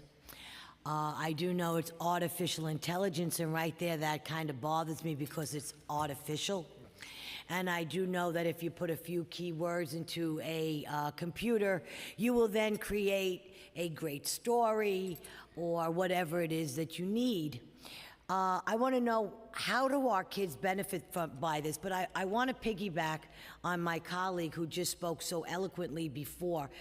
I agree with just about everything that she has said. And this brings up grave concerns for how do the parents get a load of what is going on here, how it's being taught, exactly what is AI.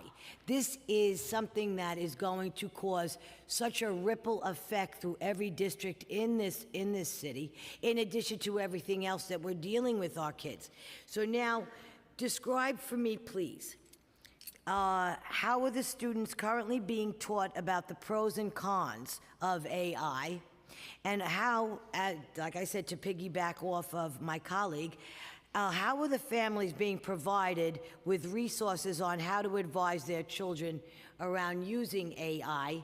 I also have a lot of ethical concerns about AI. I also have a lot of concerns that this is being introduced as young as 2 and 3 years old, when their minds are just forming, and they shouldn't be using artificial intelligence in order to figure out where they're going. So there are a lot of concerns here. Please, by all means, take it away. Thank you, Councilmember. We understand that the teaching task here is large, right, in terms of all of us fully understanding the scope of artificial intelligence and the best uses in K-12 education.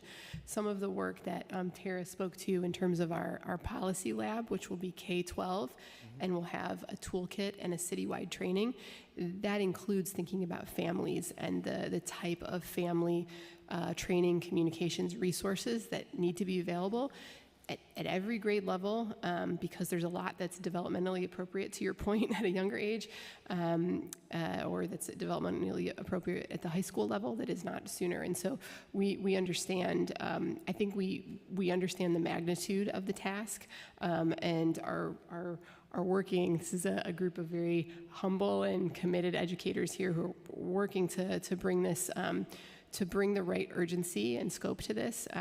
And I think that Tara can share a couple examples of to your other points in terms of speaking to students about the pros and cons. Before going into kind of speaking to the students specifically about the pros and cons, I think there's a larger call to action for us as a city and for schools and districts to really have a cohesive vision on educational technology and digital learning and align on it and set it forth in a public way. We do have a citywide district ed tech plan that New York State requires.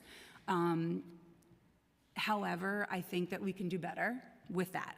I think that I used to work at DIT. I was the director of citywide ed tech, and there through the ed tech program, we started citywide ed tech planning.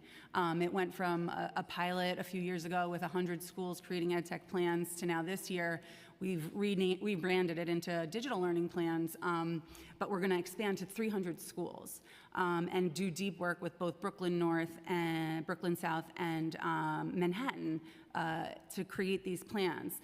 Two additional components to the plans that we're adding are considerations for artificial intelligence and cybersecurity. So we're expanding the upskilling and the training and really the mindset shift of all leaders in our system to say we have to have shared accountability on this. We can't go on saying, hey, DIT owns this or CS4 All owns this. We all own it. And I think moving forward, we have to collectively plan from a leadership level on how we're supporting that cohesively, meaningfully across every level, across every stakeholder. Do you feel that we're moving too quickly in this, that we're not taking this just a little bit slower so that people could actually ingest and then digest exactly what the process is, and that the creativity of their children's minds actually working on their own, not artificially? Because when we hear the word artificial, right there, that's a problem. And we all know that artificial intelligence has been all over the news. And we all know that jobs have been taken away. I mean, look at the writers' strike that we have going on right now. The reason for the writers' strike, the main reason for that strike, is because they will be put out of business, because they will have scripts written. They could superimpose actors and actresses that aren't even there. There is so many things that are tied into artificial intelligence, and people no longer, being needed to do this or needed to do that. So explain to me, please, how are kids and what is the actual benefit? Because I know it's the wave of the future, but I want to know now, how are our kids going to benefit by artificial intelligence? Thank you, Councilmember Palladino. I think first of all, it's just doubling down on where we started, which is this is an equity issue. I think that the reality is if we aren't teaching our students and our educators about AI and generative AI, they're going to learn it and be exposed to it elsewhere, or they'll be locked out of opportunities because they've not built the digital fluency, they've not built some of the computational thinking skills, they haven't learned the ethical considerations that Tunisia named about AI. So there is an urgency and there is a pace that you're naming that is true. I don't know that the answer is to slow down, because slowing down means that our students aren't having access to this information and this reality in their lives. And so I think that our process, though, is really, really important. Like when we talk about policy, when we talk about training, who all is at the table for those conversations? Are we being very deliberate to ensure the voices of all of our stakeholders wrap around our school communities are part of those conversations? So we have a task that demands, I think, quite a level of urgency because of the equity issues inherent here. However, we are trying to be as thoughtful and deliberate about what those processes are, because this is, I think one of our colleagues shared that for some of us, the internet was coming. For me, as I was growing up, the internet was coming around. That was a very new and disruptive, emergent, part of our lives. And that brings me to one. I'm sorry to interrupt. That brings me to one of the points. Kids are so inundated right now with technology, And we're finding so much of their lives being right now not real, because they do everything they do on the internet, online. Everybody's given one of these, which is fine to an extent. However, when we talk about what you're talking about, I have to jump in there and say we were so concerned about how our kids are being all consumed with technology, and we beg them to go out to play. We're going to do this now, which I get what you're saying. Thank you for that, and I do understand it as far as getting ahead of the ball. If we don't get ahead of it, the kids are going to learn it on the outside. So I am very grateful for that, because I know it's coming. I just feel at this point in time, they're so inundated as it is. I just want to make sure that however it's going to be spewed out to them and taught to them, that it's taught to them right, and I'd like to know a whole lot more about it so that I'm able to speak intelligently about it, not artificially intelligent about it. I want to speak intelligently about it. Listen, we completely appreciate this opportunity with the council to talk about these issues, because we come humbly knowing that we do not have all the answers to these questions, but some of the opportunities that this year will present to come back to you all and share, here's where we landed with policy and the toolkit and the training. I think that this is a really important conversation for us to continue having, and I'll pass it to Terry. Yeah, I'll just add one more thing, because I think you bring up excellent points. I have a 3- and 6-year-old, and I'm like, I don't want them I want them to talk to me. I want them to look at me. And technology cannot replace humans. It can't replace connection.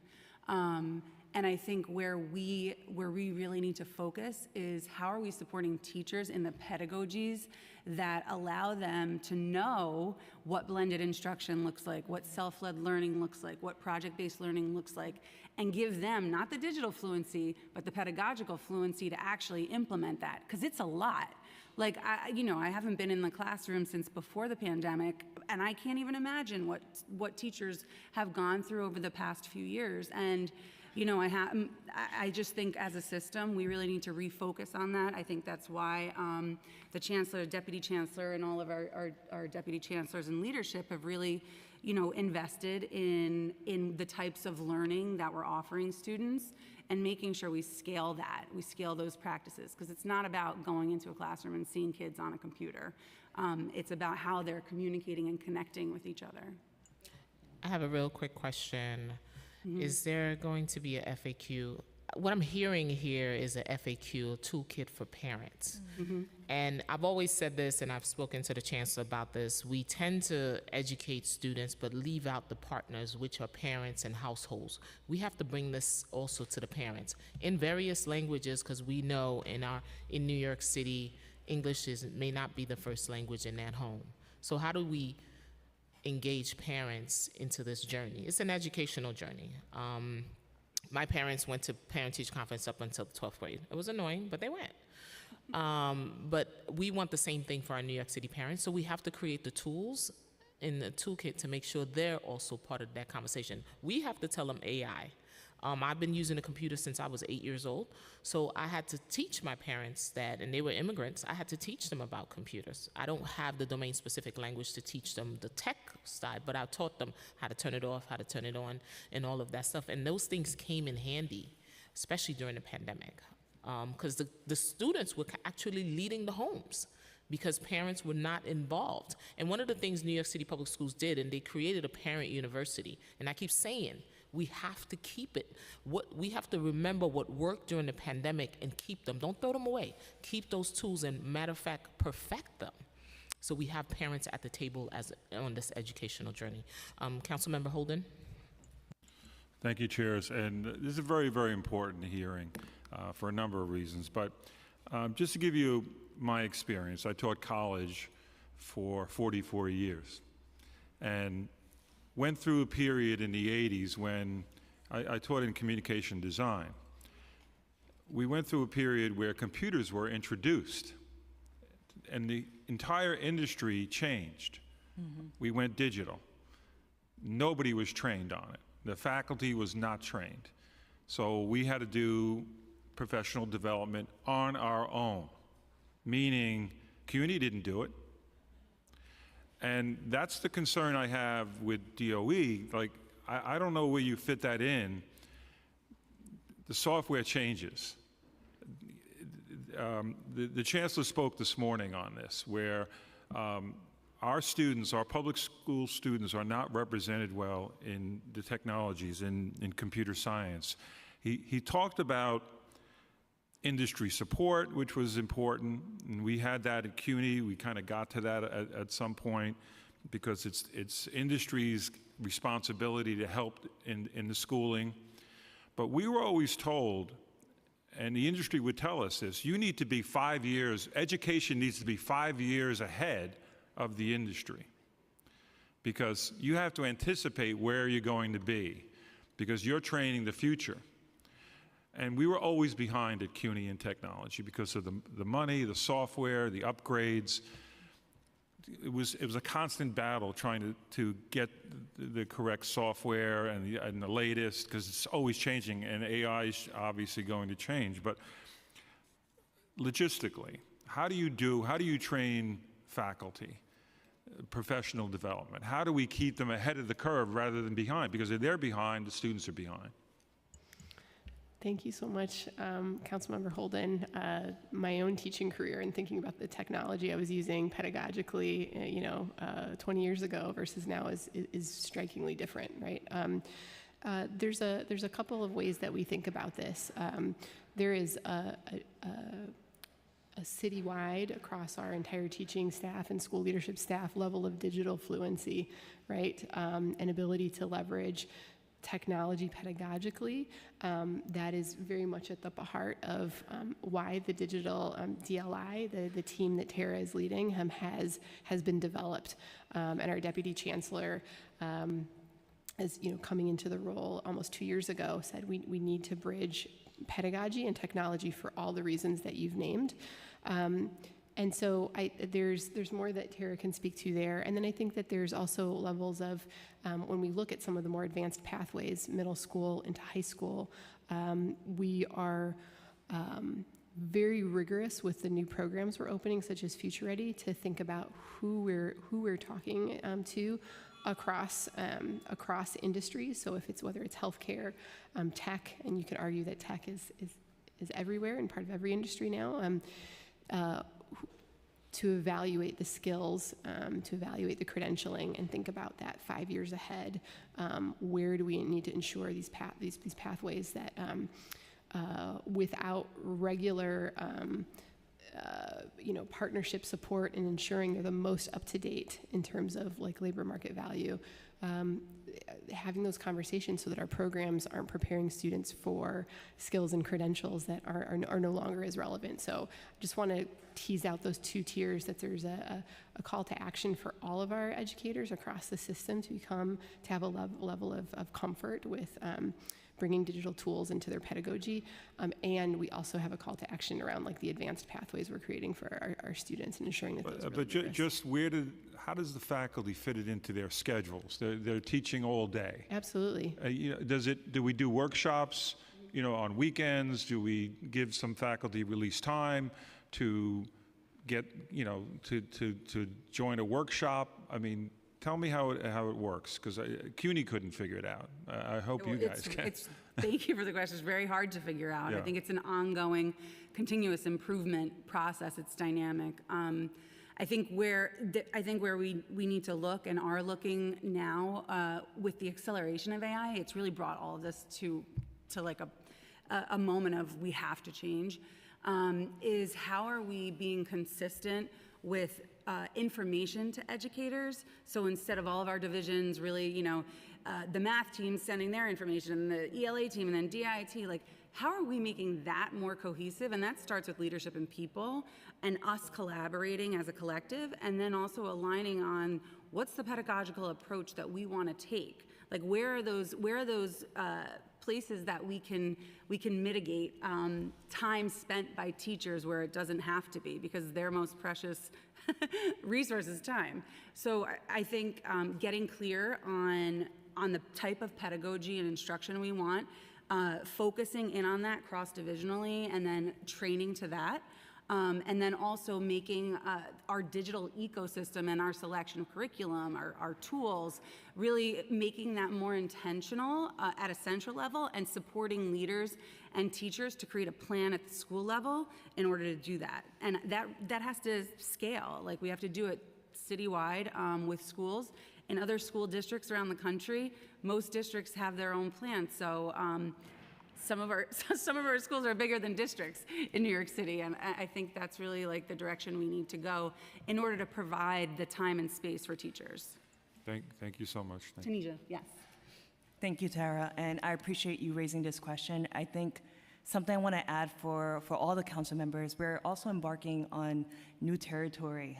We recently had the state pass the New York Computer Science and Digital Fluency Standards. These standards did not exist for computer science and digital fluency in the past, right? And helping to train our teachers, our educators on what that means and how to implement it, I think is huge. And we offer a variety of different trainings, whether it be online, whether it be in person, thinking about some of the modalities of what we learned during the pandemic. We have to provide a variety of different ways to provide this information to our educators, right? And so we do that internally within NYCPS, but we also did an MOU with CUNY as well to help bridge some of the gaps of some of the higher education. As we said before, CS did not exist in higher education. We are building these pieces now, right? And so we created an MOU with CUNY to help our educators that are in the system receive micro-credentials and advanced certification on computer science. I will say, Councilmember Holden, these things are continuing to iterate. Just as some of these emerging technologies are new, we're starting to learn more and more what we can do to advance this work and how to make sure that our educators have more opportunities to receive that access and how to activate it for their students. But again, you do have to make that the top priority of training faculty. Otherwise, everything else will fail. But learn a lesson from what I went through in the 80s when it switched over and they didn't give us 1 minute of training. We were left on our own. And that can't happen, and especially in DOE. It's very, very important. But thank you so much. Thank you, chairs, for the extra time. Thank you. I have a couple more questions, but first I just want to make sure I ask these on behalf of Councilmember Narcisse, who had to leave before we called on her.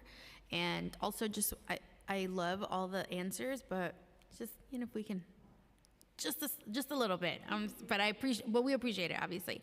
One of the questions on behalf of Councilmember Narcisse, who's also the chair of the Council's Hospitals Committee, is related to just mental health concerns for students. So the question reads, with the increased emphasis on AI and computer instruction, what measures are being taken to address potential mental health concerns related to increased screen time among students?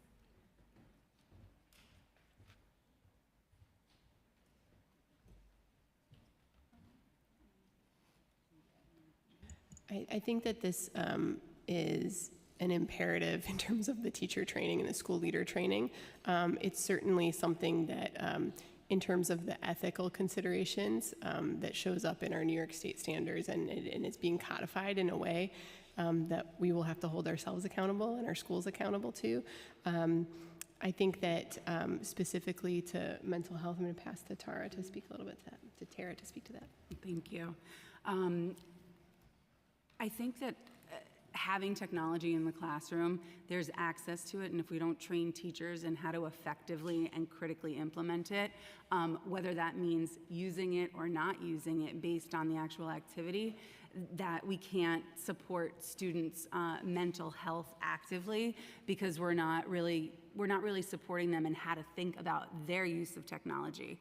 So it's the metacognition of learning, the metacognition of students making their choices and the impact to the self after that.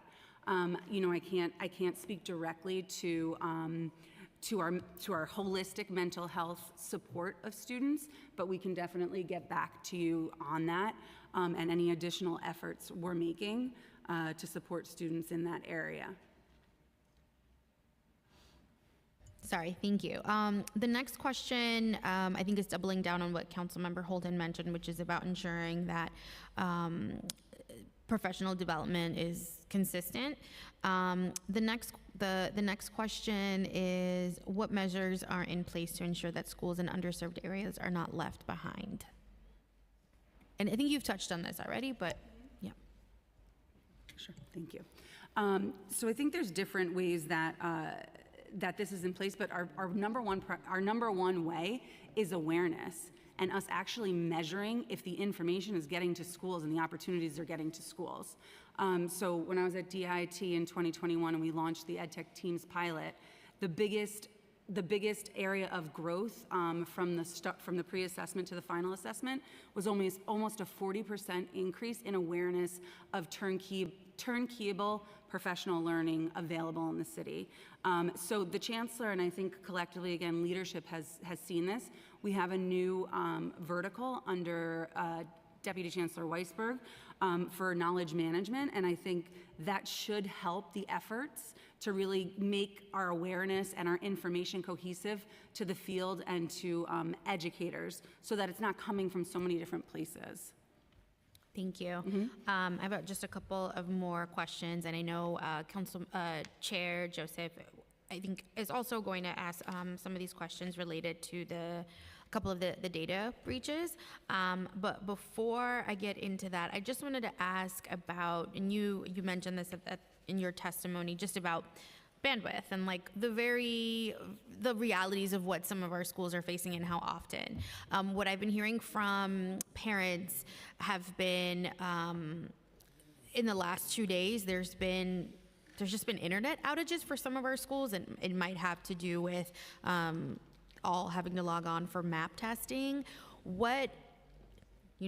Yes, okay. I look to you. If you give me a no, I'm like, all right, I don't know if they know. But so I guess we want to prevent this, right? It's 2023, and if this is like, this is the one way to administer these exams, what can we tell our constituents about what the department is doing, or what can the city do to prevent this from happening? There's a massive delay, obviously. Yes, thank you for that question. So there's no doubt over the last couple of days we've had some network disruptions. Mostly on some of our infrastructure that is hosted in our data centers. Typically during peak traffic, we've had some servers that have had performance issues or just an outage. Our team has done a lot of work over the last couple of days to ensure that we've put some fixes in place. And then we're continuously monitoring the situation to make sure that we have a non-disruptive day tomorrow and in the future, just to make sure schools don't feel that when they are unable to log in. I'm sorry about that. Can you just repeat that? We were just comparing questions. Can you just repeat that last part? I apologize. Yeah, so it's a network issue on our side, and so for the department. For the agency, yes. So okay. It's from our data center. We have found out from our infrastructure that a couple of components have had performance-related issues. Our team has been working round the clock to make sure that we're monitoring this and fixing where we've found problems. It can impact from all applications or simply impact the ability to log on, which can be usually disruptive, as you know. And so we're working diligently to make sure that tonight, tomorrow, we're monitoring this and there's a response if we see something. We've already put some fixes in place, and we want to make sure that there is no disruption to school activity when they log on to these systems. Is the service interruption due to like the connectivity for those schools, for example? Is there hardware, or there's like individual cases where it's not a bandwidth issue at the school, okay, or internet connectivity capacity at the school? That's not the reason. It's Wonderful. more on our data center side. You have to get it together. We have to get okay. it. Yeah. Wonderful. Well, thank you. So my last couple of questions. One is and this is like a while back, so hopefully you remember, but just related to the individual programs that that we're aware of that our schools utilize. Like I had mentioned Securely earlier. I know Councilmember Hanif had mentioned Luminex. Can you shed a little bit of light on what, in those instances, right, where it's up to the school's discretion, is there any reason for us to believe that there's like less sense of a vetting process, or is the rigor of the vetting the same across all, even for some of these programs that are not, through enterprise contracts? I just want to feel assured that it's all the same and that we're all, that you are all taking it equally seriously. Thank you for that question, and I really appreciate it, because I think it still sounds like work in progress, but because it really is, but I think that it's moving in the right direction. From the time we have put in this new compliance process that we have talked about, we have seen increasing number of schools participate in this, and I only see this improving consistently over time. I think from our perspective, communicating what our policy is and communicating what our process is one big thing where we have seen principals reach out and say, hey, before I jump in, I need to know. That's been a good sign from my perspective for what I saw 2 years ago to now. So it's definitely on the right trend. And also the adoptions of schools on our central grade attendance messaging and other tools that I'm seeing is also, I think, highlighting that there's a shift in terms of relying more on this software that we produce and that we present how secure it is, and it's only accessible through DOE accounts. I think that is also trending in the right direction for us. We're seeing increasing number of schools participate on our Google grades attendance messaging platforms than last year or even from June.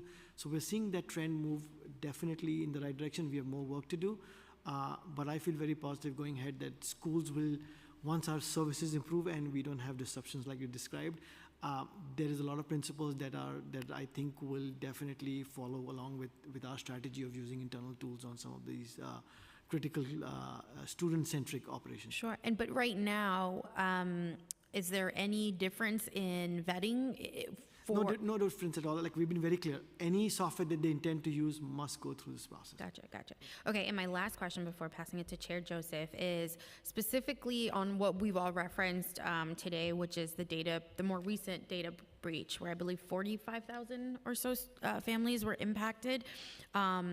So, the debriefing that we had, the folks at the department said that it was, something that was not preventable, a 0-day attack. And I'm not the expert, but I find that really hard to accept about the level of security that we can ensure our parents and families that their students will have pertaining to their important information. How, since that breach, has the department or you and OTI worked to really prevent this from happening again?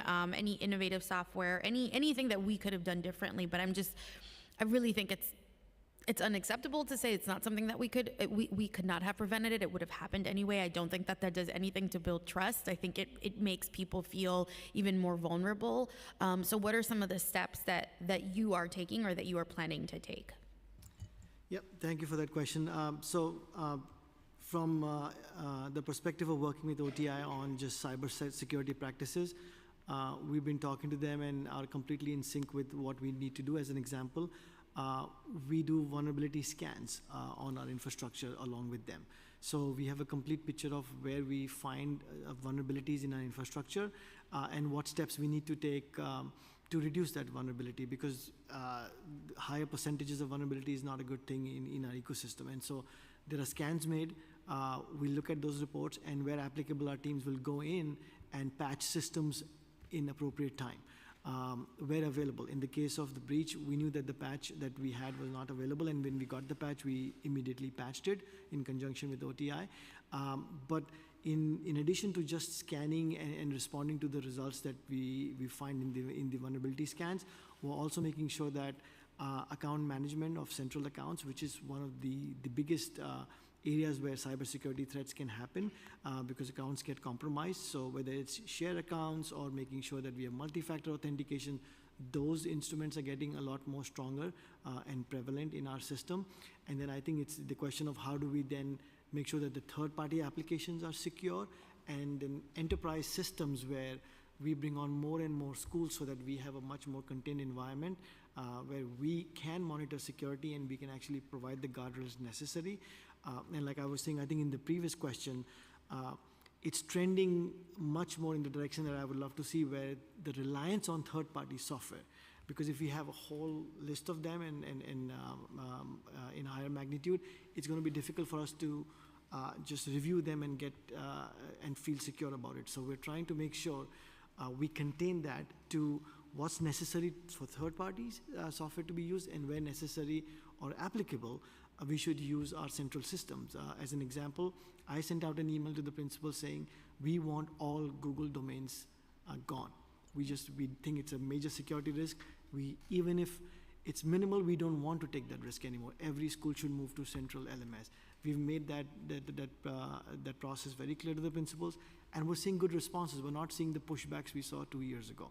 So I feel like it's a process, it's an ongoing activity, but we're doing everything we can on the monitoring side. Is monitoring 24/7?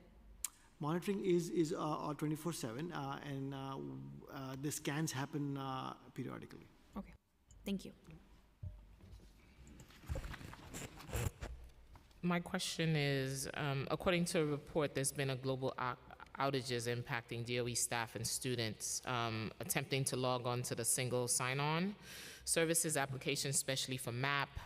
And I knew as an educator, once it was time to do a report card, I was in the STAR system, because we all thought, let's all wake up at 7 o'clock and try to do our report cards, and the system would crash.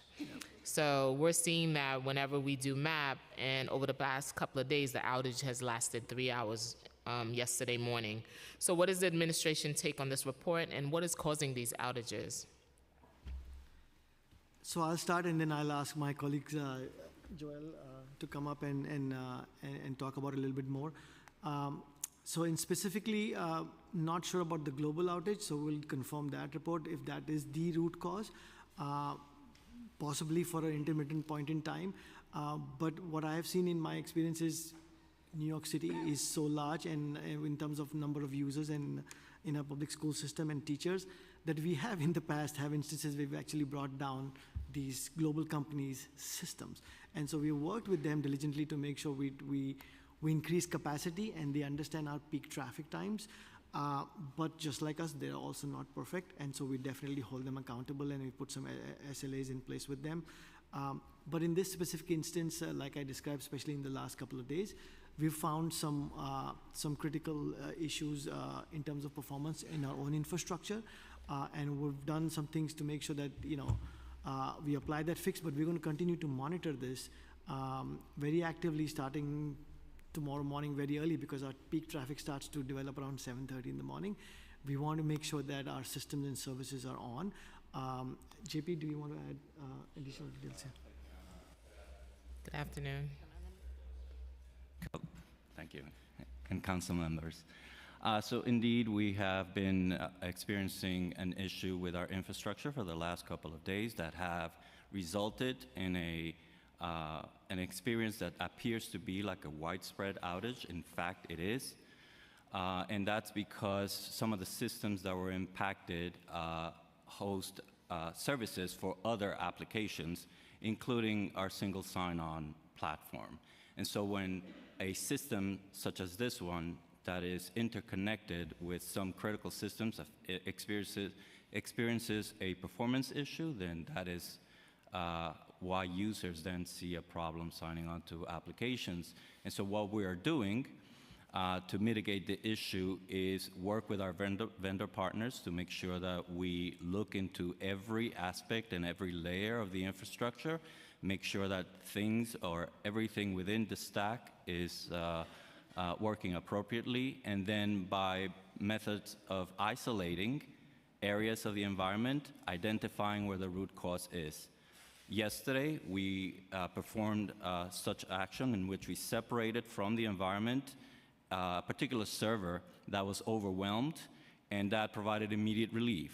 And so we proceeded to continue to perform optimization work in that space. What happened today is that the environment became overwhelmed by other situations in the stack, and immediately we were able to determine what was going on. What was interesting today is that we were able, through our monitoring capabilities, to determine the problem before our end users were able to see it. And so we proactively communicated the issue with our end users and the regular supporting teams. We were quickly able to jump on a call and troubleshoot the problem. So that's what happened today. So tomorrow, if schools decide to provide MAP for their students, they should be able to get on with no issues? That's correct. Well, thank you. Well, thank you for that, because I have a 8th grader taking that test tomorrow. Well, that's good to know. We have received a lot of new New Yorkers. In terms of digital devices for them, are they being provided Wi-Fi internet? We knew that, and I witnessed this firsthand during the pandemic, those devices rarely work inside the shelters. The signals were very weak, and my students got on, got off, got on, got off. That's frustrating for a young person who just wants to learn. So what does that look like? What is the plan for our new New Yorkers once they receive that device, and in terms of internet support? I can definitely start, and Joel, please chime in. So we still have devices in stock, up to about 39,000 if I recollect. There's some iPads, about 1,500 or so, and then a lot of Chromebooks. They are all LTE enabled and Wi-Fi enabled devices. The process of how schools ask for devices and for us to distribute them when they request is being disseminated. Schools are very aware of what that process looks like. So if there is a need on devices for the schools, they usually will reach out. They know how to reach out, and we usually get them devices in about a week's time. So the turnaround from the request to devices in hand is about a week, and we'll get those devices out to the schools. For shelters, I do remember personally too from during the pandemic as well, there was the whole issue of connectivity, and it differed from one carrier to the other. And so we had even back then worked on swapping SIM cards because we found from our own testing that one carrier on a particular location was better than the other. And so we did all of that work as well. But in conjunction to that, we opened specific hotline at that time for support. And even now that is carrying forward in terms of having an option on the service desk specifically for shelters, so that shelter students can actually get help if they encounter any technical issues. So we have that capacity. I don't know, Joel, if you want to shed some more light or in terms of numbers that we see from shelter calls.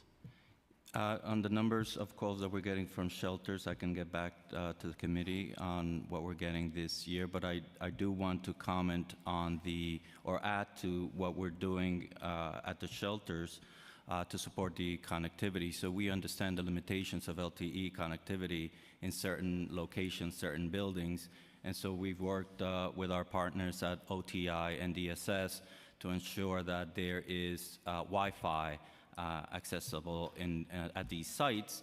And so today we understand that there's over 95% of the sites covered with Wi-Fi, and that the program is aiming at completing or expanding Wi-Fi coverage to the rest of the sites in the near future. Wonderful, thank you. I wanted to thank you for your service. I know you're leaving. Congratulations, and we look forward to congratulations on your next journey, your endeavor, wherever it may take you. Thank you for your service to New York City. Thank you so much.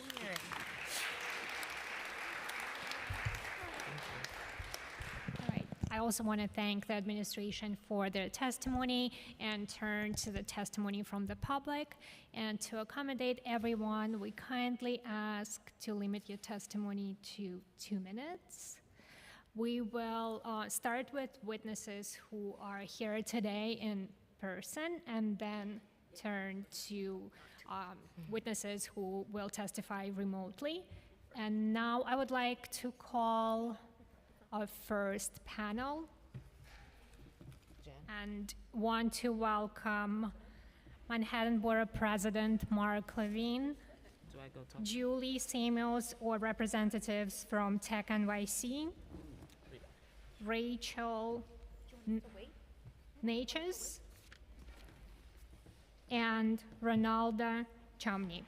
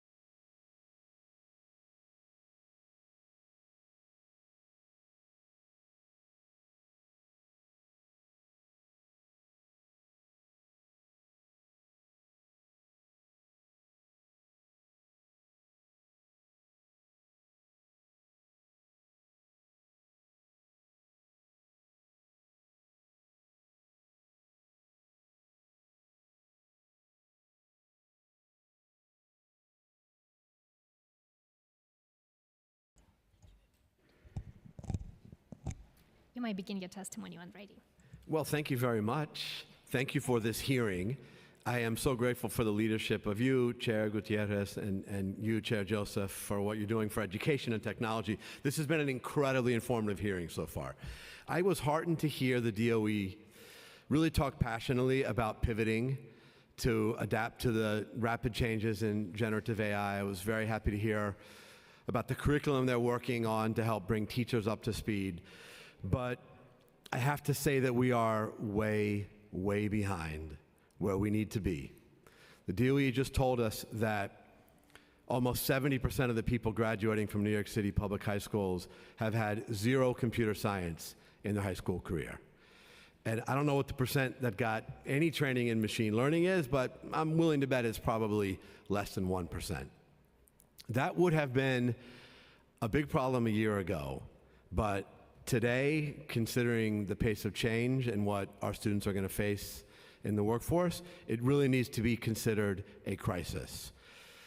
To put into context what our students are about to confront, I think you need to imagine that the technological changes that we've had since the 80s were compressed into 5 years. That's what we're heading into. This is going to disrupt every career path that our young people are now heading into. There will be jobs eliminated. There will be new jobs created.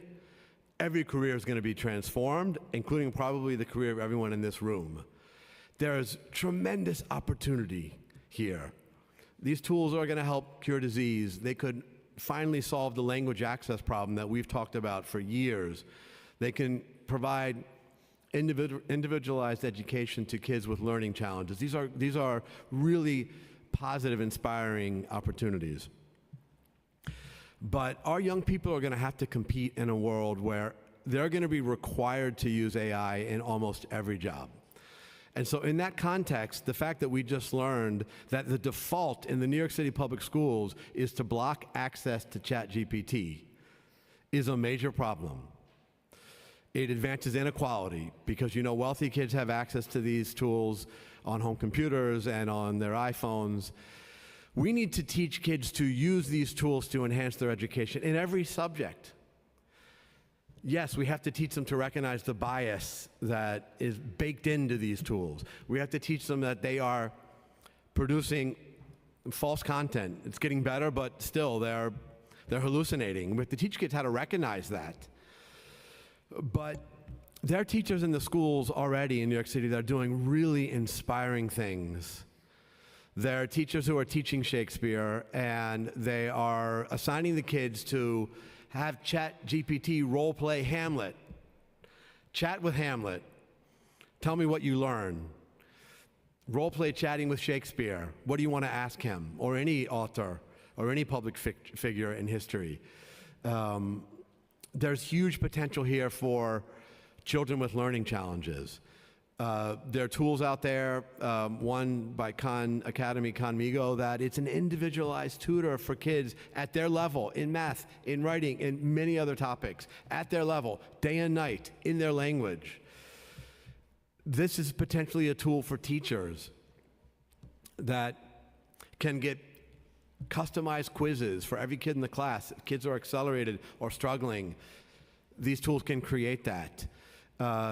This can be an assistance with lesson planning, suggesting reading lists. This can be a tool for administrators. We just learned from a report today that John Jay College used an AI tool to identify students at risk of failing in their college, and that it increased the graduation rate by 32%. The progress was so dramatic that the administrators had to double and triple check whether there was an error in that data. This can be a tool for administrators in our public schools as well to identify kids who are struggling, and so much more. But we're going to need more radical change, more rapid change. We have to rethink everything about what we're teaching kids, about how we are teaching, about the careers that we're preparing them for. And I haven't heard anything yet today from the DOE that gives me confidence that we're engaging in that kind of radical rethinking at the pace that our young people need us to produce for, or they're going to miss out. We have the opportunity to break down barriers, to advance equality, to make New York City a leader in this field, to empower young people, but we're not doing enough to make that possible. So thank you to both of you for bringing this to the attention of New York City. And all of us have to commit now to adapt to what will be a dizzying pace of change. Thank you for allowing me to testify. Thank you. Thank you. Any orders? Hi, good afternoon, council members. I'm Julian Klein, head of policy at Tech NYC. Our executive director, Julie Samuels, was here earlier but had a child care coverage, so she had to go home, but she was hoping to testify. So thank you. This month, the U.S. Department of Labor found that tech roles will make up 3 of the top 10 fastest growing occupations over the next 10 years. In addition to New York City's educational priorities for digital skills training, we know now that students face a future where artificial intelligence will be widespread. New York City public schools must continue to increase computer science education efforts in order to both prepare our youth for the jobs of the future and build in them an understanding of how and why AI technology works. As a baseline, we recommend that educators are informed on AI and have the opportunity to use real-life examples or even use AI in their teaching, like the Azure OpenAI-based chatbot currently used in 3 high school public computer science classes. Introducing students to this technology early and constructively should help them and should help identify the students who have interest and aptitude to continue studying it, preparing them for technical careers. And it will have the additional benefit of preparing their peers to live in a world where they must understand mis- and disinformation and how to use AI tools productively and effectively, all while giving them a framework to understand the risks and rewards that come with new technologies. At its core, it is most important that New York City public schools continue to teach the basics of computational thinking to its students. AI is changing how programmers and software developers work, and it is expected in future years that AI will allow for most programming to be done in human languages that AI translates into code. But youth will still need basic computational thinking skills to understand programming methods and to prepare themselves for popular new jobs like prompt engineers. Speaking of the new jobs like prompt engineers, Tech NYC already works closely with the city to ensure that New York City youth are exposed to tech careers. There are more than 25,000 tech startups in New York City, and we must ensure that New Yorkers have access to jobs at these companies. We look forward to partnering with all of you and students in your district to introduce them to the technology sector. Thank you. Thank you. Thanks for your prior comments. I agree with what you've said. Hi, members of City Council and fellow New Yorkers. My name is Donalda Chemney. I'm the former superintendent of Community School District 2 in Manhattan.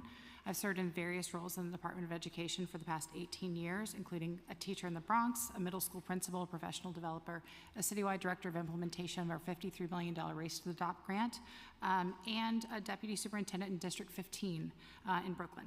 Currently, I'm an elected member of the Community Education Council in District 15 and a doctoral candidate at the University of Virginia. I'm also a New York City public school parent. Today, I'm here to discuss the protection of students' personal information and their right to a future of their own making. My comments are related to the oversight of the DOE and its technology management practices. In an age where technology pervades every aspect of our lives, it is crucial that we safeguard the sensitive data of children and the adults who serve them. The DOE's track record of safeguarding data and informing parents of their rights falls short of FERPA, the Americans with Disabilities Act, and New York State Education Law 2D. Collectively, the current system fails to protect its children and employees. Due to the DOE's failure to ensure that tech vendors follow state laws around encryption and software specifications, our school system has experienced 3 significant data breaches in the past 16 months, affecting close to 1 million students and employees. Students and employees' social security numbers and other forms of sensitive personal information have been openly available to nefarious actors. Timelines for notification to those affected have not been followed. In some cases, lags last months. This is not just a matter of data security, however. As an educator and district leader, I'm concerned about the Pygmalion effect, a phenomenon that speaks to the power of expectations in shaping students' life outcomes. Empirical research demonstrates that students who believe that they are being closely monitored due to prior learning challenges consistently underperform on new learning tasks. Educators who access students' data form expectations of children that have been shown to dramatically influence students' learning outcomes for better and worse. Parents have no access at this time to opt children out of this daily data gathering on their children. We know that the College Board, a DOE contracted vendor, recently sold students' SAT data to TikTok for marketing purposes.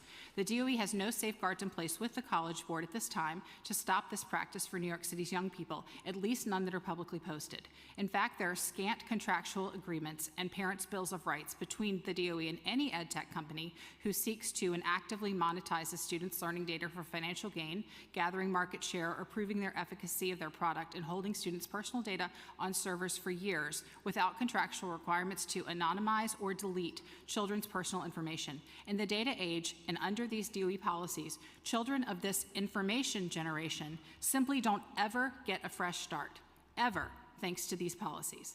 While technology is an integral part of modern education, research suggests that the learning of academic content through daily screen time and automated learning can lead to reduced engagement and lower educational outcomes, particularly for our most vulnerable kids. Human interaction, mentorship, and the personal touch of a dedicated teacher are irreplaceable components of an education that prepares our kids for the future. Across many of our city schools, screen time on these drill programs is mandated for 30 minutes per day in literacy and mathematics. This screen time further undermines academic recovery efforts post-COVID. I know that you all, as well as I, am committed to providing an opportunity-rich and equitable school system for the students of our city, ensuring the confidentiality of our kids' learning data, preventing monetization, and ensuring an annual fresh start for each of them, and knowing that their learning time is well facilitated is essential in this effort. Thank you. Thank you all so much for your testimony. It's good to see you again, Mark and Julian. I have a couple questions for you all. I wish that we would have some representation from the DOE here. Obviously, you speak from a place of experience and tracking this. So I did ask a couple of questions on data collection, data sharing, to which they said they don't do it. But what is your experience with that happening? And I guess, what is some of the specific language that I should be asking to push on those questions? Because they very quickly said they don't do it, but it seems like that has not been your experience. We know that under Education Law 2D for New York State, that companies are prohibited from doing these types of things. The challenge here is that the DOE always has the right to audit, but never does. There's never a looking into this matter. The monitoring of this is, it simply doesn't happen. We also know that DOE leaders, in many cases, when mayoral administrations change, go to work for these ed tech companies. And so it's an economic incentive personally for them to facilitate these agreements. I think the biggest thing is that the Parent Bill of Rights is required by state law to be posted for each of these contracts. They aren't available online. Parents have no idea what they can allow their children, whether they have the right to allow their children to opt out of this kind of data collection, whether it would be entirely possible for every child's data to be completely anonymized through a number that did not link to that child's identity, that wouldn't follow that child around for life on multiple platforms. It's a very simple step that simply isn't taken for many reasons. That the data collected about kids is hugely valuable, and it has generational implications in terms of shaping, life outcomes, what kids are exposed to, the strategic marketing, the further development of AI. And so I think that, more people will testify after me, of course, but I think the challenge here is that we do need learning data that kids generate to be able to program for their instruction thoughtfully.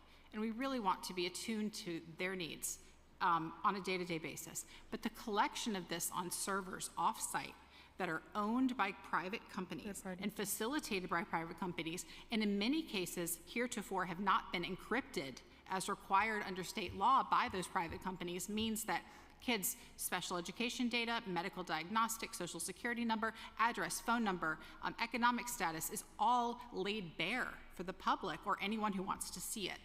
Hopefully that answers your question, but I'm sure there will be No, more it expert does. testimony. And that was a ton of really good information that you shared. Obviously, one of the breaches that I first came across, I think it was with Illuminate, was precisely that, where 800,000. information was not being encrypted, and they, as per their data privacy policy, were supposed to encrypt everything. That is right. And furthermore, that breach was discovered in February, and schools were counseled to please phase out using Illuminate by June 30th. So it's somewhat shocking that the organization became aware of the data breach and then said, hey, everyone, we know you rely on this product, so by the end of the school year, please stop using it. That isn't okay. That's sort of a negation and neglect of responsibility and public trust that we all put in these folks to administer these contracts. That's right. Thank you. Thank you so much for your testimony.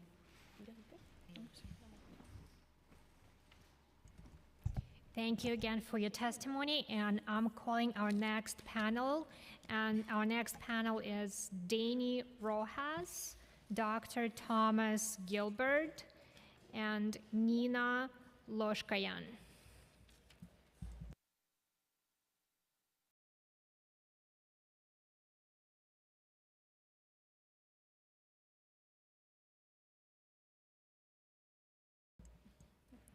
And we can start in any order.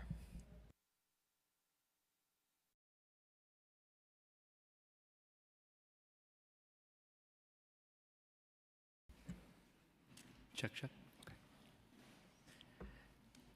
Esteemed council members, distinguished colleagues, and concerned citizens, my name is Danny Rojas, and I sit before you as a father of a New York City public school student, as a member of the District 30 Community Education Council, and as the executive leader of Oversight, a national computer science education nonprofit with a mission to create economic opportunity by preparing a new generation of boys and young men of color with an entrepreneurial mindset, skills, and tools to succeed in a technological world. The tech sector is considered the fastest growing sector of the US economy, with higher pay, better benefits, and better resilience to economic downturns than other sectors. There is an unacceptable racial divide in tech, with a staggering lack of representation of Black and Latinx in the tech workforce, about 5 to 8%, tech leadership, about 5%, and tech entrepreneurship, less than 1%.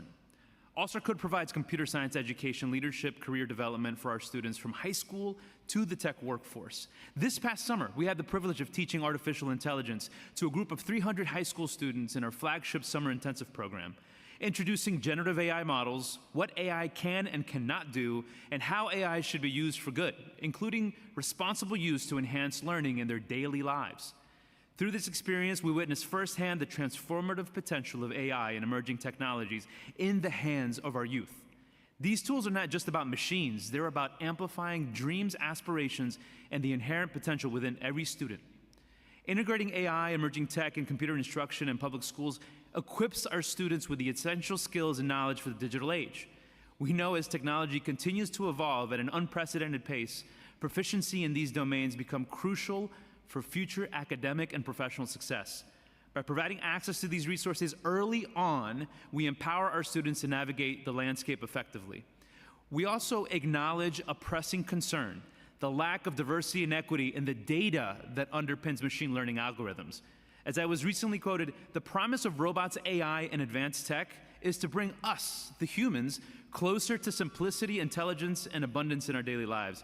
However, much of that data used to train these algorithms falls short, perpetuating racial bias and inequity. This has a disproportionate impact on our communities of color. In conclusion, promoting the prominent role of AI, emerging technology, and computer instruction in public schools is an investment in a more equitable, innovative, and prosperous future. Let us ensure that every student has the access to these tools and the knowledge they need to succeed in a fast-paced, technological-driven world. Thank you for your consideration and dedication to a brighter tomorrow for all. Thank you. Whoever wants to go next? Good afternoon. Oh, can you turn it on? Thanks. Is that better? Okay, thank you. My name is Dr. Thomas Gilbert. I have a PhD in machine ethics and epistemology from the University of California, Berkeley. And I now work as a consultant on AI and society at the New York Academy of Sciences. Chatbots are already transforming how students learn. Meanwhile, we hear a lot about the biases of AI. We hear about its safety risks, either to civilization or to the most vulnerable, and the urgent need to align AI with human values. These are important issues, but as Jane Jacobs warned us, credentialing, not education, has become the primary business of North American schools. Abstract concerns about the biases and risks of AI models ignore the material anxieties schools now face. What is the value of the degrees they confer?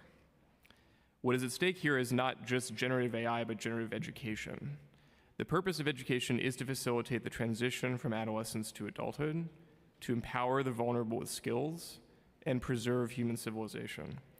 So we might ask a different question. Are the challenges AI poses to schools, and also to Resolution 742, 766, and 767, as proposed by some of these council members, also an opportunity to re-articulate the aims of education itself? Taking up this challenge, the New York Academy of Sciences is launching a new program this fall on the theme of generating new relationships between AI and education. Drawing on our deep ties to both leading AI professionals and the academic institutions of New York City, our goal will be to facilitate discussion on AI as the value of education is transformed. I invite students, parents, teachers, administrators, and citizens to join us on this journey and help generate a new articulation of the aims of AI and education in tandem. Thank you for your attention. Thank you. Thank you. I'll aim to be as timely as he was. Good afternoon. My name is Nina Loshkajian, and I am a staff attorney at the Surveillance Technology Oversight Project. Thank you so much for organizing this important hearing. I'm here to urge the Council to adopt an ethical approach to the pedagogical use of AI and to keep harmful, ineffective, and discriminatory tools of surveillance technology out of New York City classrooms. First, it's crucial that ethics are taught so that we do not raise a generation of tech solutionists who ignore the potential negative consequences of the technology they use and make. Human bias infects AI systems, and curricula on AI must educate students about that reality. We need to ensure also that systems used in schools do not discriminate. AI systems also collect vast amounts of sensitive student data. I'm really glad to see that was discussed in depth today. Chatbots, for example, can integrate with AI spyware tools to alert teachers and law enforcement if students discuss mental health with the chatbot. But these chatbots really don't understand context and are very likely to wrongly alert school officials that a student may be at risk, wrongly compromising that student's privacy. Widespread adoption of AI must therefore be accompanied by ethics, privacy, equity. Anything else would be a disservice to our students. Second, we must understand how AI tools of surveillance are weaponized against our students right now. Facial recognition must be banned in schools. We're really grateful to Chair Gutierrez for working with us on facial recognition in other contexts. We need to make sure it's not used against the most vulnerable in our society. It's biased, it's ineffective, and normalizing this type of biometric surveillance would bring about a bleak future for New York City schools children.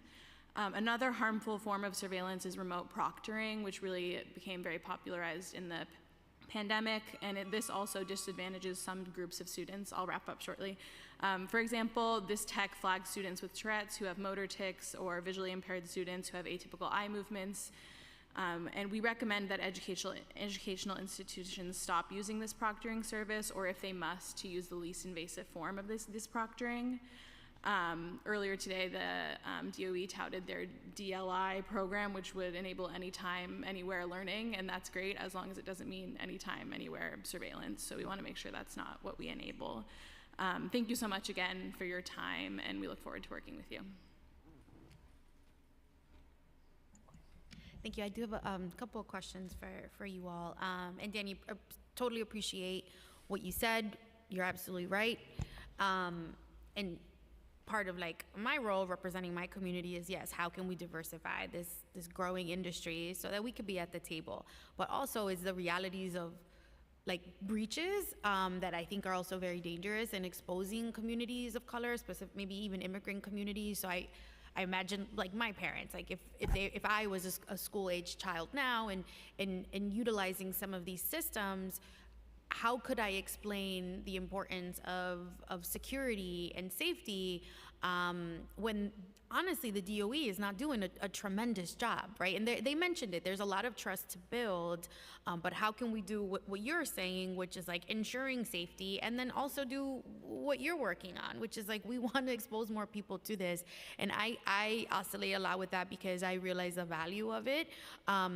But we are so behind, like Borough President Levine said. And so where can those things live? Where can they be, you know, how can we better utilize what we know about the harms of biased algorithms and security with saying like, hey, even though these things are happening, like we still really need to invest and ensure that our children are participating. Great question. Thank you so much for it. As I think about exposure, it really is approaching it from as a responsible parent and frankly, getting as much information to our students to demystify what AI really is, or what these emerging technologies are, or frankly, what these harmful technologies to our communities are.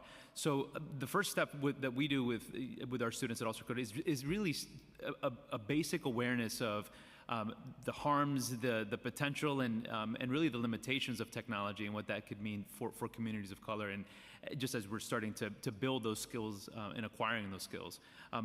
You know, the concern I mentioned around the lack of equity and diversity in data sets is real, and I think about you know, wide implementation rollout across the DOE that does not consider language learning models that have representative data. That's a real risk. So from exposure to students to, I think, much more like system level implementation considerations is what's next for the DOE. Thank you.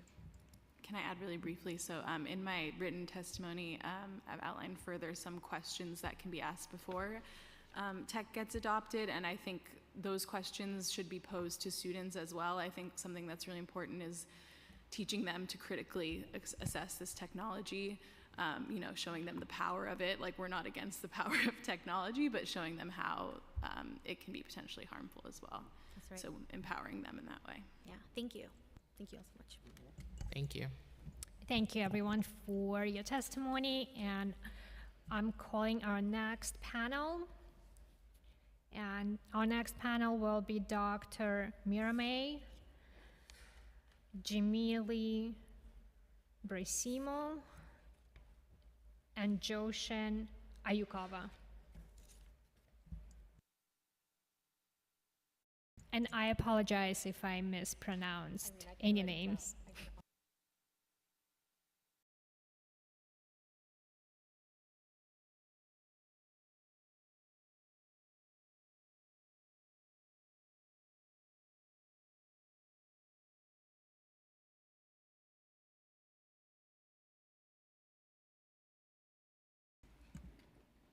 Good afternoon, Dr. Miramay. I'm a member of CS4 Upper West Side, also chair of Multilingual Extension Committee and Communication Committee, and also professional teacher and parents of 2 students from elementary middle schools. I would like to first, I'm speaking on behalf of myself, but I would like to first just write some sentence from the CS4 resolution. This resolution passed last week. This is a resolution all in support of bilingual program extension to middle school and citywide remote and digital learning world language program access for all. Let me read this first. We, the member of Community Education Council in District 3, believe that expanding bilingual programs to middle schools and implementing citywide remote and digital learning world language programs are integral steps towards fostering a linguistically diverse and inclusively learning environment that prepares our students for success in the global society. Of course, our resolution will be for your records, for the committee records. Thank you for this topic. Artificial intelligence is a very powerful tool, even if it's just start right now. And but it's very supportive for teachers. And I see the borough president, Manhattan borough president, explain many of reasons why. I would like to say, just only from my side, that every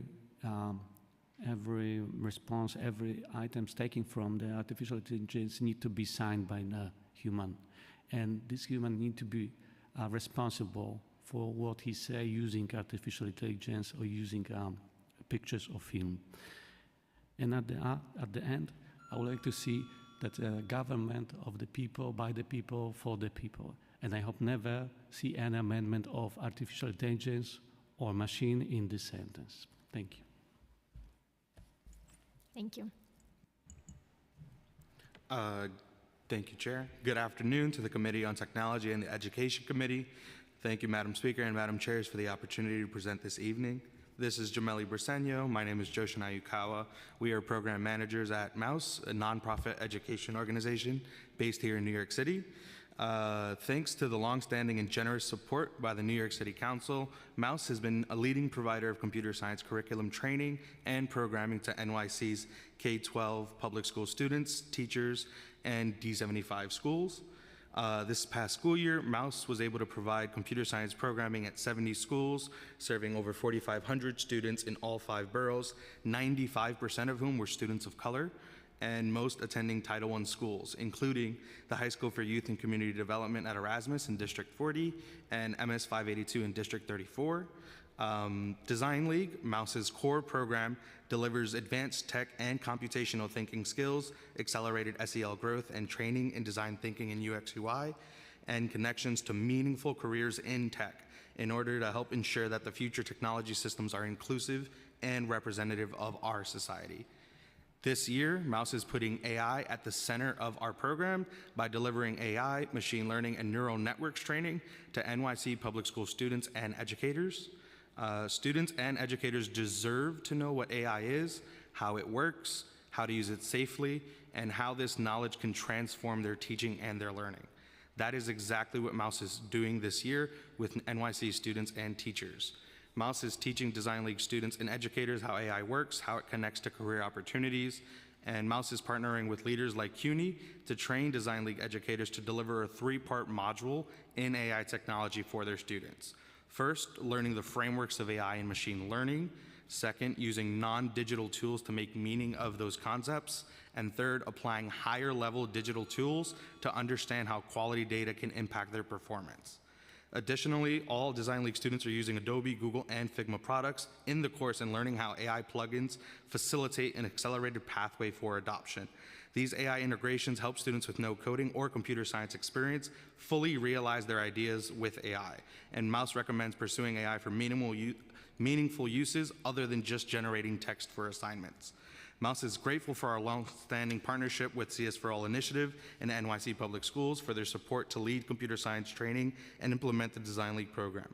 We're grateful to continue to support CS4 All initiative's growth into the field of AI and machine learning education, and Mouse fully supports the 3 resolutions under consideration today. Thank you so much for your time and consideration. Thank you.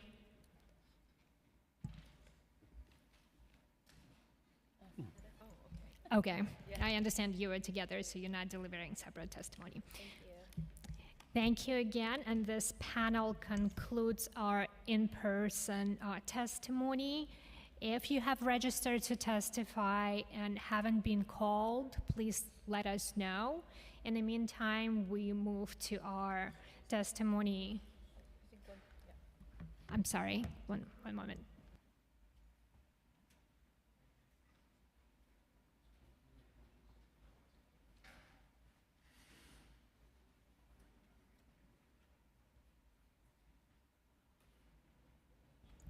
I understand we have one more witness who has registered but haven't been called.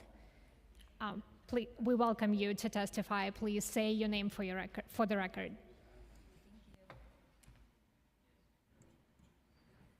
Just your name. Okay. I should have one up there, but no worries. Thank you so much. Here, I'll put that down too. Okay.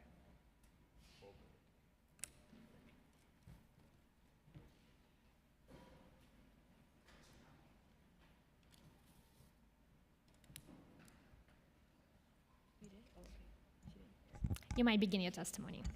Good afternoon. My name is Rachel Netchis. I'm the data researcher at the Center for an Urban Future, an independent research organization focused on building a stronger and more equitable New York City. I'll be testifying on behalf of the Center's editorial and policy director, Eli Dvorkin. Thank you to Chair Gutierrez, Chair Joseph, and members of the committees for the opportunity. I'm here today to share some of our research and recommendations around expanding computing education in New York City public schools to ensure that more New Yorkers of color, women, and low-income students gain access to technology-powered careers. We commend Chair Joseph for introducing Resolution 766, calling on the DOE to expand training for all teachers in computing education through increasing access to CS4 All professional development.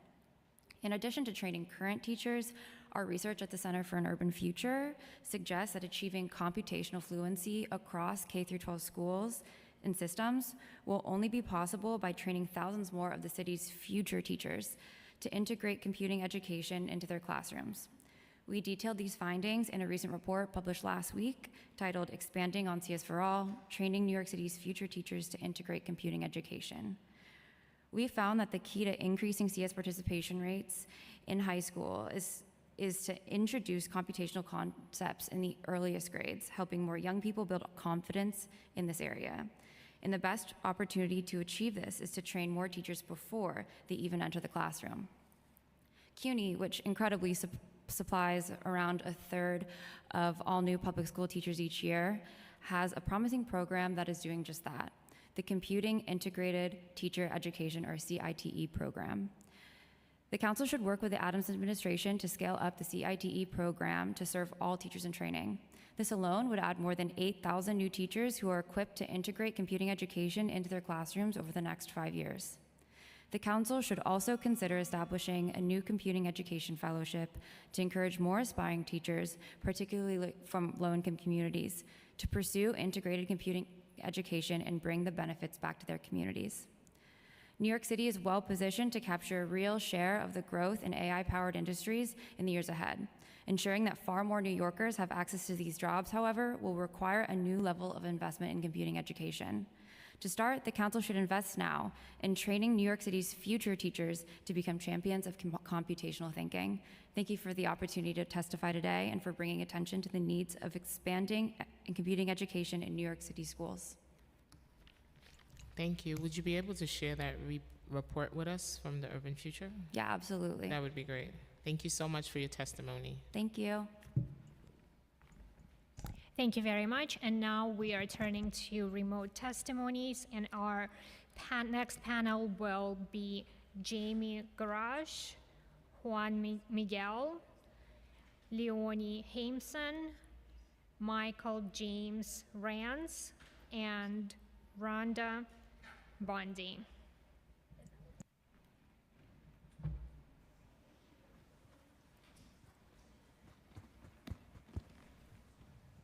Should I get started? You may begin. Okay, thank you. Good afternoon, council members. My name is Jamie Gorash, and I'm a senior counsel on the Youth and Education team at the Future of Privacy Forum. Today, I urge the council to consider the following recommendations. First, establish a common set of principles and definitions for AI tailored specifically to educational use cases. Identify AI uses that pose major risks, especially tools that make decisions about students and teachers. Create rules that combat harmful uses of AI while preserving the beneficial use.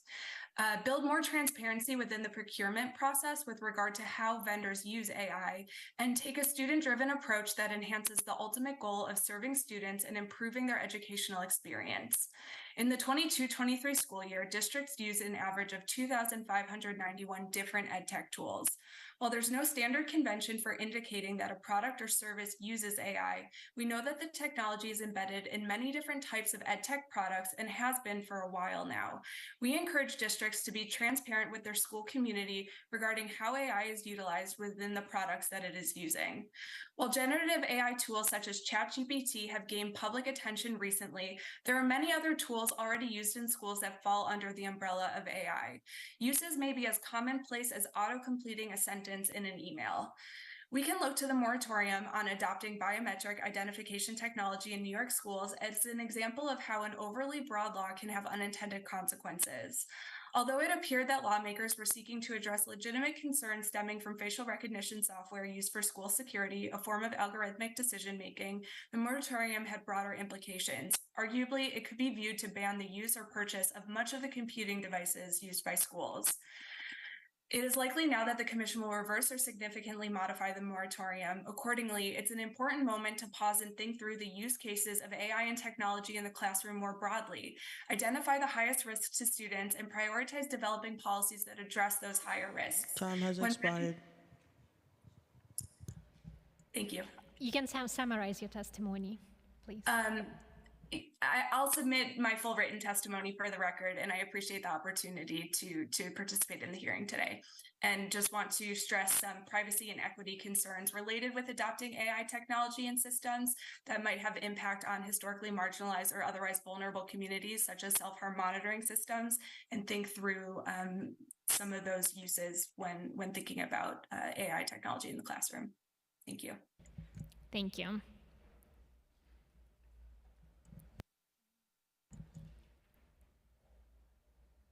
Our next panelist is Juan Miguel. Thank you. 2 minutes. Okay. The NYCOU has well-founded concerns about the usage of artificial intelligence and related surveillance tech in schools.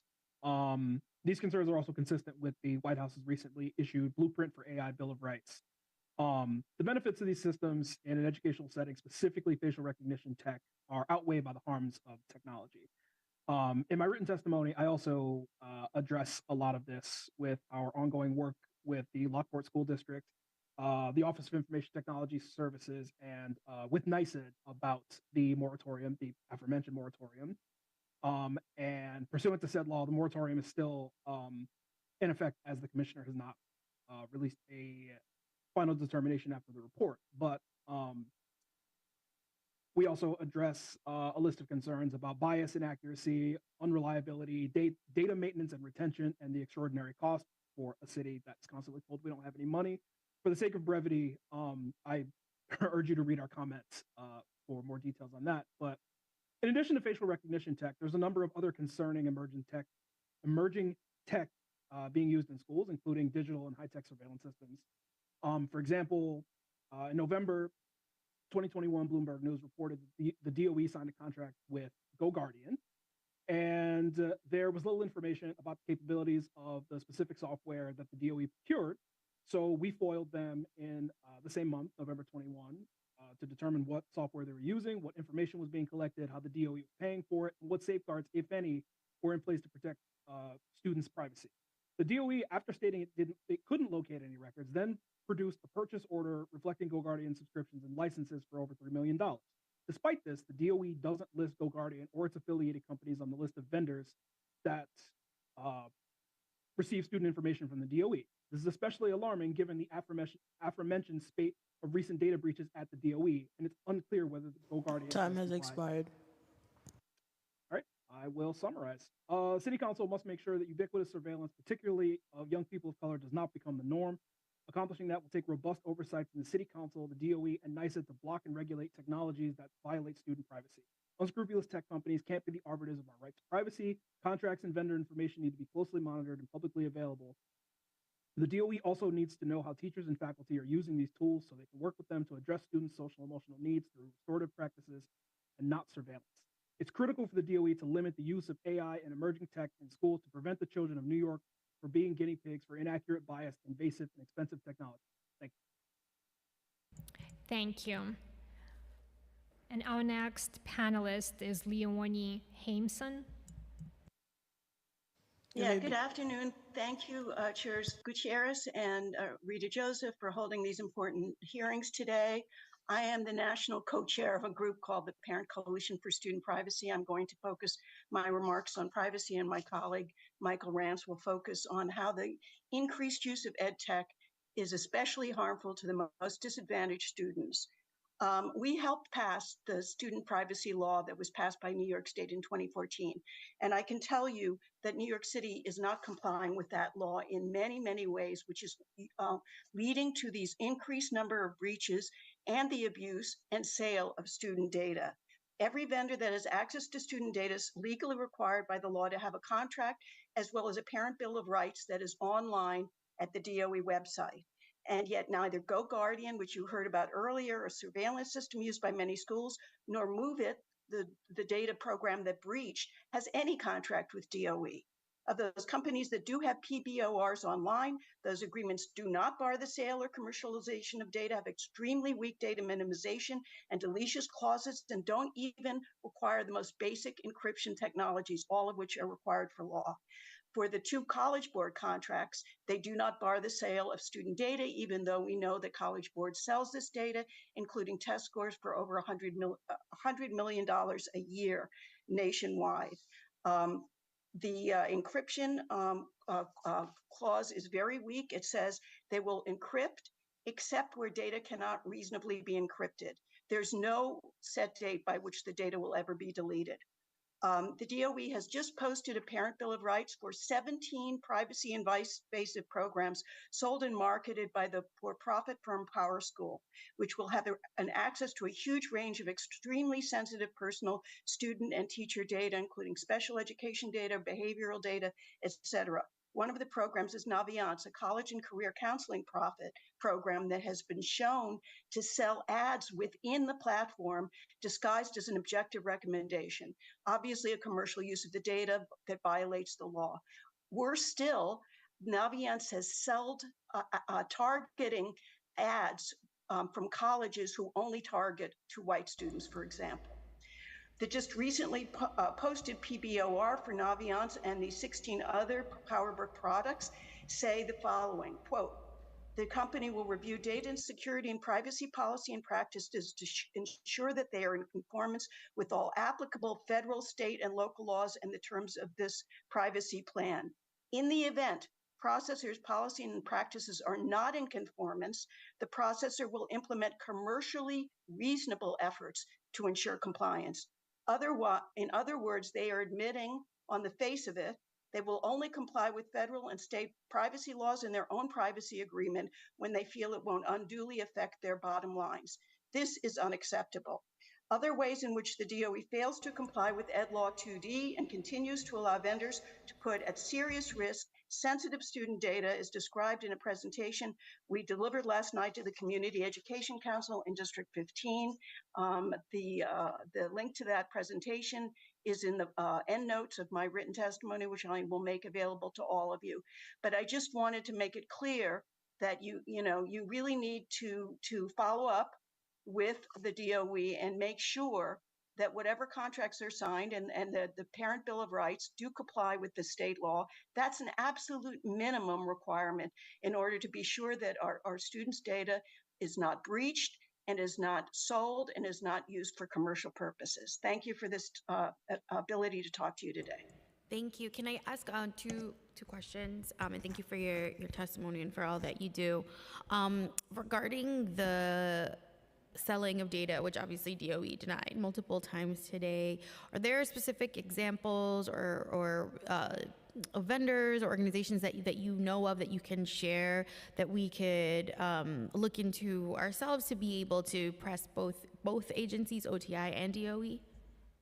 Well, the two that I mentioned are the ones that most concern me, the ones that are most obvious, has been written about widely in every national paper that I know of about the College Board selling student data. They're trying to get around the prohibitions in New York state law and other states by making students sign waivers when they sign up online to be able to get their scores, that they are essentially waiving their privacy rights under federal and state law.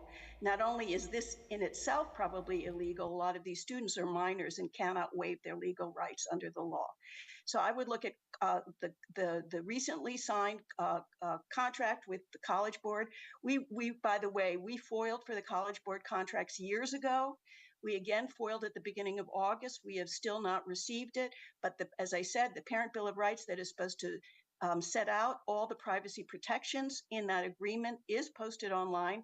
The link to it, again, is also in my testimony that you can look at yourself. And the same with Naviance, as well as these 17 other incredibly privacy invasive power school technologies and programs.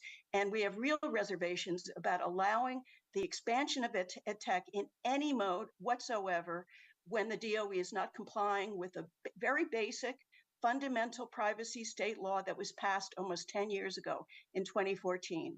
We are also on the State Education Data Privacy Advisory Council. We have met and talked to the previous data privacy officer many times about this problem. We asked when they had the new data privacy officer, who is new, to have a meeting. He did not respond. We have been trying to reach out on this issue.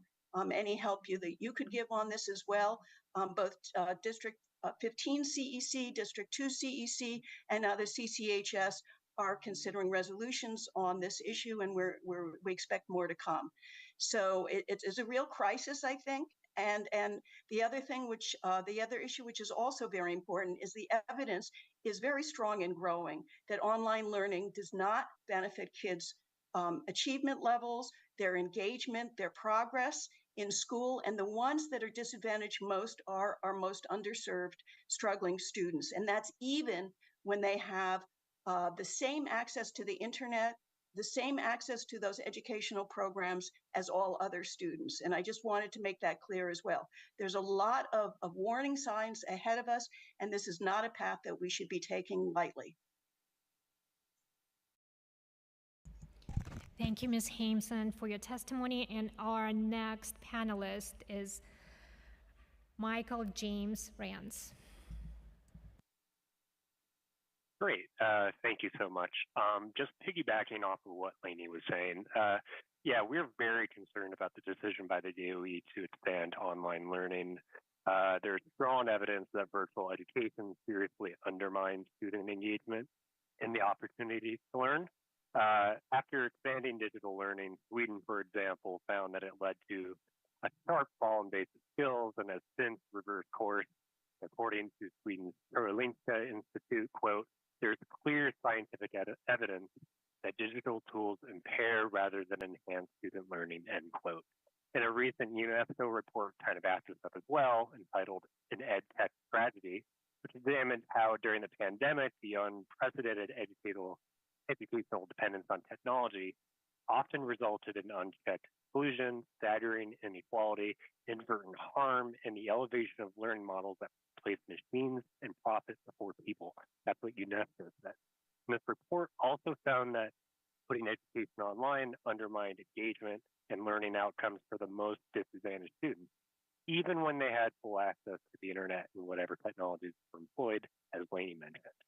Indeed, as we saw, the expanded use of ed tech during the pandemic only amplified and worsened the inequities of our educational system here in the city and throughout the country and throughout the world. And as the authors of the UNESCO report further explained, quote, "Many of the technology-dependent learning platforms and apps adopted during this crisis made students feel as though they were anonymous and interchangeable units being directed by unprecedented levels of automation," end quote.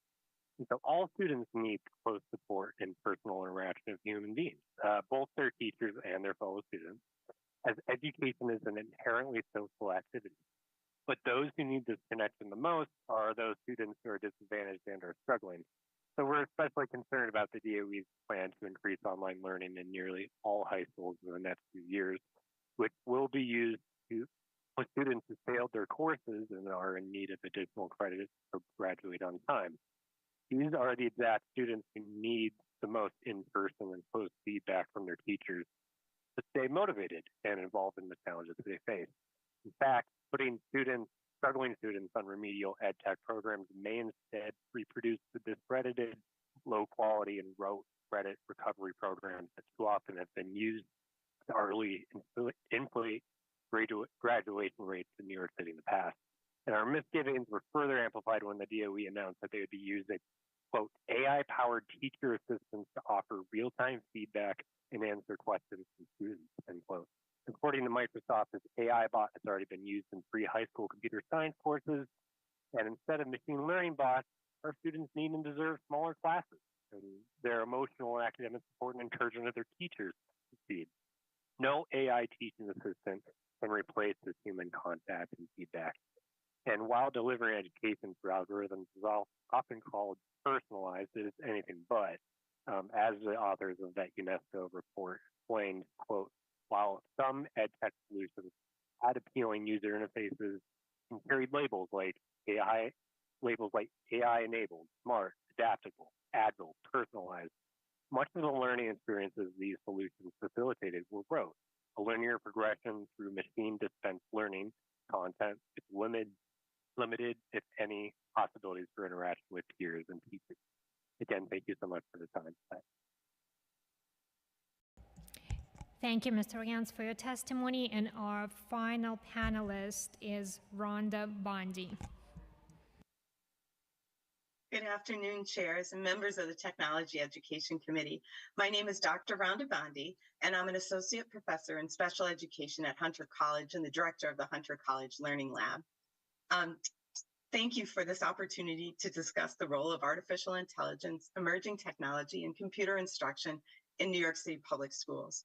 Prior to joining Hunter, I was a lecturer at Harvard, studying teacher learning through new technologies. I'm glad to be back here in New York, where I became a special educator and then taught in the K-12 schools for 23 years before transitioning to teacher education.